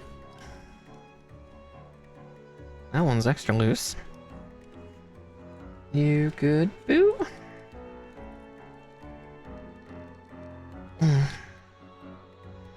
Okay.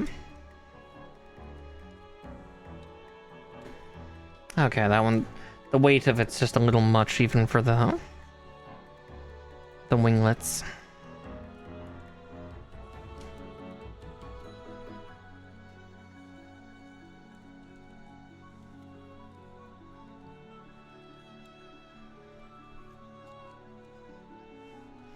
Admittedly, they are big old winglets. Kind of big old pauldrons.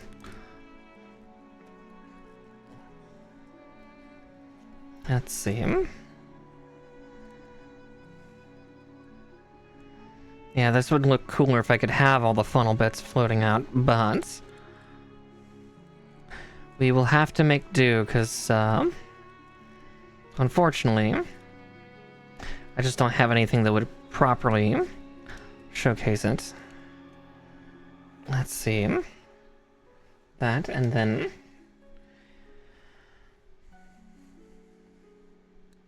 we'll trim both of these out. So, the final runner down.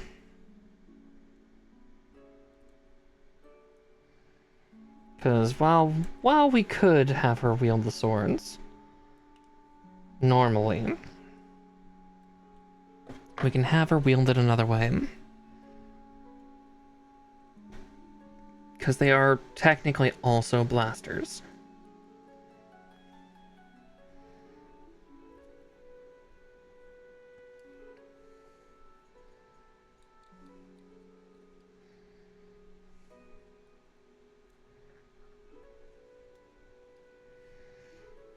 And there we go. Yeah, that one will hold better when it's on the ground, but there is Qubeley all finished. Actually, let's see if I can lower those. I think it'll be better lowered, but still spread open. Just come give her a big old hug. She won't hurt you too badly.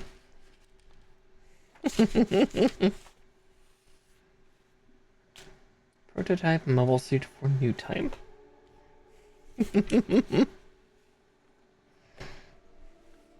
Oh yeah, another mobile suit down, and goodness, well, we did that in 3.5 hours?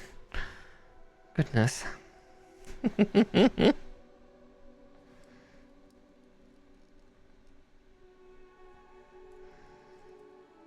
Let's see. I'll do that for photo so it can look like it's giving more of a stare down. But yay, we got it all done. Oh wow, there's a lot of you in here right now. Goodness, I just saw we're at 13. Good grief, that's that's a bit high, but that means that we can send you all off to somebody who's making something fun. Let's see. We ended pretty early, so maybe Maki will be up. VTuber?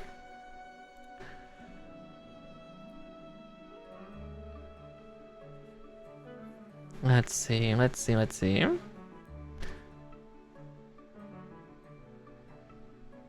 Pamato Master is doing stuff.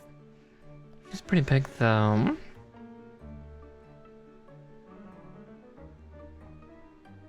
That's a shame. God, I have not seen Maki on lately. But let's see, anybody here doing Gunpla? Mega building.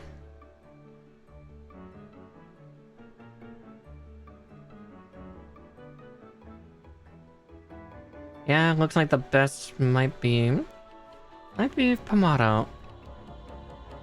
So let's go with Pamato Master.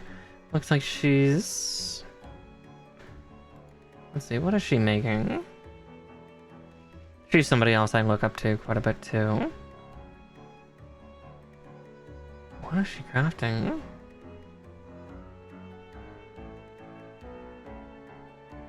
Something papercraft? It is hard to tell, but still, we're gonna send you her way because she's also got a new model and I want to see it. So please give Pamato Master lots of love. She's a lovely space cat, and I will see you all tomorrow. Beatrix, Nature Claws, Talon, and I are all gonna be playing some content warning together. So please look forward to that, and yeah, go get this cat girl.